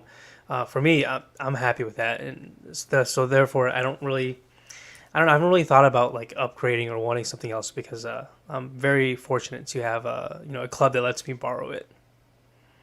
That's incredible, dude. Big mirror, man. Yeah, big mirror. I mean, I saw your stream where you put your night vision, you mounted it to your night vision camera on that, and you were looking at like the Hercules cluster, I think, and the clarity on it was insane, because a lot of times with smaller scopes that can't resolve some of these deep sky objects, they just come across as these blurry fuzz, like they look like a cotton ball like jammed on your mirror. But with that thing, you could see individual stars in star clusters. It looked like a blob of stars because it just collects so much light and it's able to resolve it with clarity. It blew my mind what you could see with that. It was so cool. Yeah, it's amazing, man. Dobsonians are just they're light buckets, so they're meant for just seeing like faint and fuzzies out there. So they're incredible. Yeah, totally. Here's another question for both of you. Would you ever build your own scopes? I attempted. I actually, right over here, I have this, what do you call it? Just a glass that you have to grind out to make a Dobsonian. And, for whatever reason, I just made every excuse to put it on the back burner. But if I did make one, it would probably just be, I think that's, It's a 6-inch. It would be a 6-inch Dobsonian. So yes, I would love to finish that project someday. Dude, that's cool. Yeah. Yeah. So, that reminds me. I put my last video that I put up on my YouTube channel here. There is an interview that I did. It's an hour long. It's kind of like a pseudo podcast. I met two really old guys down in Mount Vernon, Illinois, when I was doing photography for the total solar eclipse back in April, and everybody was down there in the hotel. It was there for the eclipse. Met these two guys, Jim and Bob, fantastic gentlemen, and they both got to know each other because right. It's like if you had met these two guys and you just met them, you could have been like, "Hey, Tan, what do you think these guys' names are?" You probably would have been like Jim and Bob. Like there's They were there's no totally way. Jim and Bob's. Yeah. Yeah, yes. Nicest guys in the world. And they both built telescopes together when they were young guys, and they're still friends. They're like, I think they're like 86 or something like that now, or 83. I can't remember how old they said they were. They're in the 80s, and they built telescopes. And I was asking them about that. And it's like the thing we talked about was the reward of using a telescope that you've built. Like we can all go buy right out of the box a telescope online. I could right now during the stream, I could go onto a host of websites, put my credit card info in there, buy a scope, and within a week, that thing's on my doorstep in a box, and I have minimal assembly to put it together, and I'm ready to look at the night sky. But how long does it take to build a telescope that you want? And not only how long does it take to build it, but how long does it take to get it right? Because you might screw up the alignment. You might like not grind the mirror the right way. Like there's a million things that go wrong. But when you get it right, and I talked to these guys, and you can go back and watch the video, the reward is like so much higher. It's this like, I did this satisfaction, this like kind of totally different edge on like, imagine just looking at the moon. It's like, I could look at the moon, or I could look at the moon through something I made. That's a much cooler experience. Agreed. So I think it's not on my priority list to build a telescope right now. I'd much rather purchase one, but I think later in life, it sounds like the perfect thing for me to pick up when I'm like got nothing to do, and I'm like, if I'm retired and be like, what should I do with my time? What's next? That's it. Yeah. And it made me think about, there's a guy on X, formerly Twitter, that I have followed for years. Amazing astrophotographer in the UK. His name is Martin Lewis. So you can go look him up at Sky Inspector. That's his handle. He does insane planetary photography, space station photography, but he custom built his own telescope. And you can see his pictures. He has a website too, skyinspector.co.uk, and you can watch his look at his pictures and see the scope that he built. So like he's someone I know who's built the scope, who does insane work with it, and it's motorized and everything. Like it's tracking mount and all that, Nice. custom made. So like, there's people out there who do it and do it well. You know. Any other questions in the chat? Final call here. Questions about space, questions for me and Tan, questions about the podcast, whatever it is. Otherwise, we will call it a night and bid y'all adieu. But I'm just glad it's staying cool in my studio, because every time I do these podcasts, it gets like 1,000 degrees in here because I shut the door. I've got like a little fan on the floor blowing over here, like trying to just like keep it fresh and not be sweating. But I'm doing okay. Dude, that's so ironic you mentioned that, because I'm sweating over here. And it's crazy thing is, I think it's cool in the house. I think it's just, maybe it's the computer, and then also, you know, we've got this little studio light right here. So you can probably see like how little shiny I am, but yeah, it's okay. Well, the next podcast, when I inevitably hire a makeup artist, I'll be sending them to St. Louis, and they'll come over there and like, we'll have somebody come in with a powder puff and then like, you know, get you. Yeah. But yeah, I think the equipment for sure. Like got a laptop. I've got like 4 little like docks and bits to like get this podcast running. Got 2 lights. yeah, I see that. I love it, dude. My own body Looks heat. good. Yeah, it's like all that stuff contributes. And I'm on the 2nd floor of my house, so it's like this like just adds all the house heat from the day. It just builds up here. And there's only one window, so like there's no cross flow. But It's the Galactic Window. Right. It is the Galactic Window. It is like the window. But I digest. Oh my gosh. Sonia, thank you for coming by. I see your goodbye in there. So appreciate you very much. Good to have you. Cool. Well, Yeah, and that's going out too. Thank you for being here as well. Good to see you. Yeah, you guys are awesome. Seriously. Yeah. So you guys, thank you for making the time to be here tonight. Thank you for hanging out. Those of you stuck around, huge number of you guys still hanging out Yeah, dude. all the You way guys through. are awesome.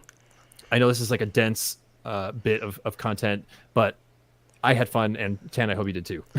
Yeah, we got the first one under our belt, man. It's all downhill from here. Yes. So what you guys can be looking forward to here from the Galactic Window Space Podcast is regular episodes coming up. And Tan and I currently have episode 8 slated for July 29th.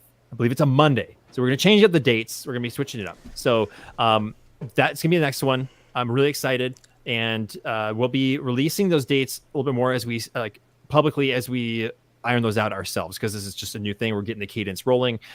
So hopefully everything sticks to it, and we're in good shape. Getting that servo mechanism rolling, like we were talking about. But yeah, Tan, any last words for the night? You guys are awesome, and this was awesome, man. This was fun, and I'm excited to do more. Yeah, dude, it's good. Glad to have you here. Thank you again for taking the leap of faith into this deep thing that is the Galactic Window. And again, I'm just gonna say it one more time because I don't think I can say enough. Thank you guys so much for watching. Like, the best way you can be supporting is watching. Like, really, it is.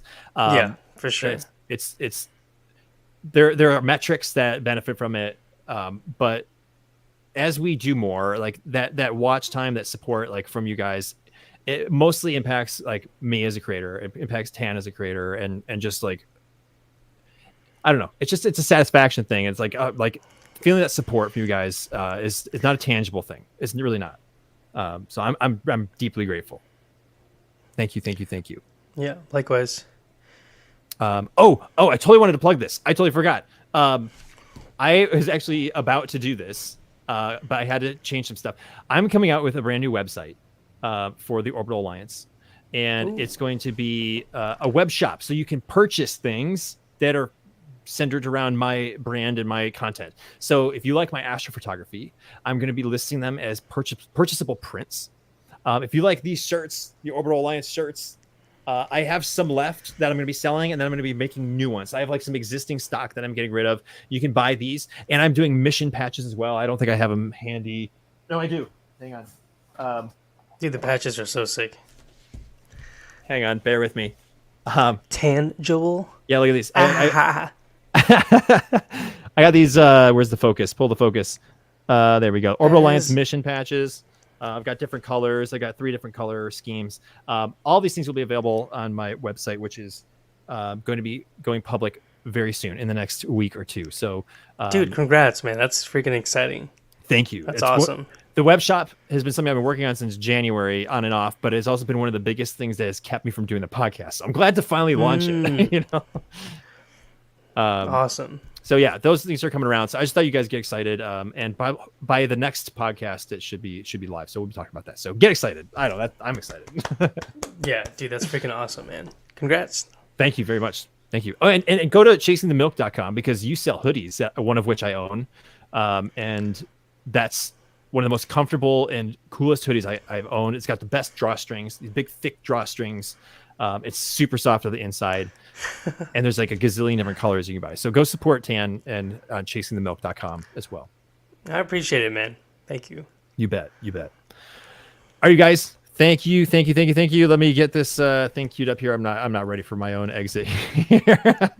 And the thing that I always say at the end of my videos, which rings true, I've been saying it, I think, since the very first video I ever made over 3 years ago, is I like to say, I will see you all on the other side, which means, like, orbital, like other side of the planet, like you move around the planet. We're all orbiting the sun. We all orbit. Like, it's like the stretch, but it also means I'll just see you in the next video. So with that, thank you for watching. Have a wonderful night, and I will see you all on the other side.